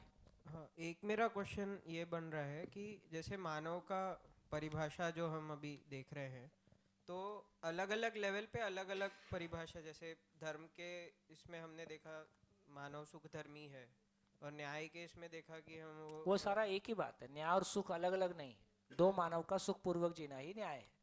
न्याय, समाधान ही न्याय के रूप में व्यक्त होता है, समाधान ही अखंडता के रूप में, अखंड समाज के रूप में व्यक्त होता है, समाधान ही प्रकृति में संतुलन के रूप में, क्योंकि सारा तो प्रॉब्लम मानव ही कर रहा है, बाकी सब तो ठीक ही चल रहा है। बढ़िया, धन्यवाद, नमस्कार, फिर मिलेंगे ब्रेक के बाद।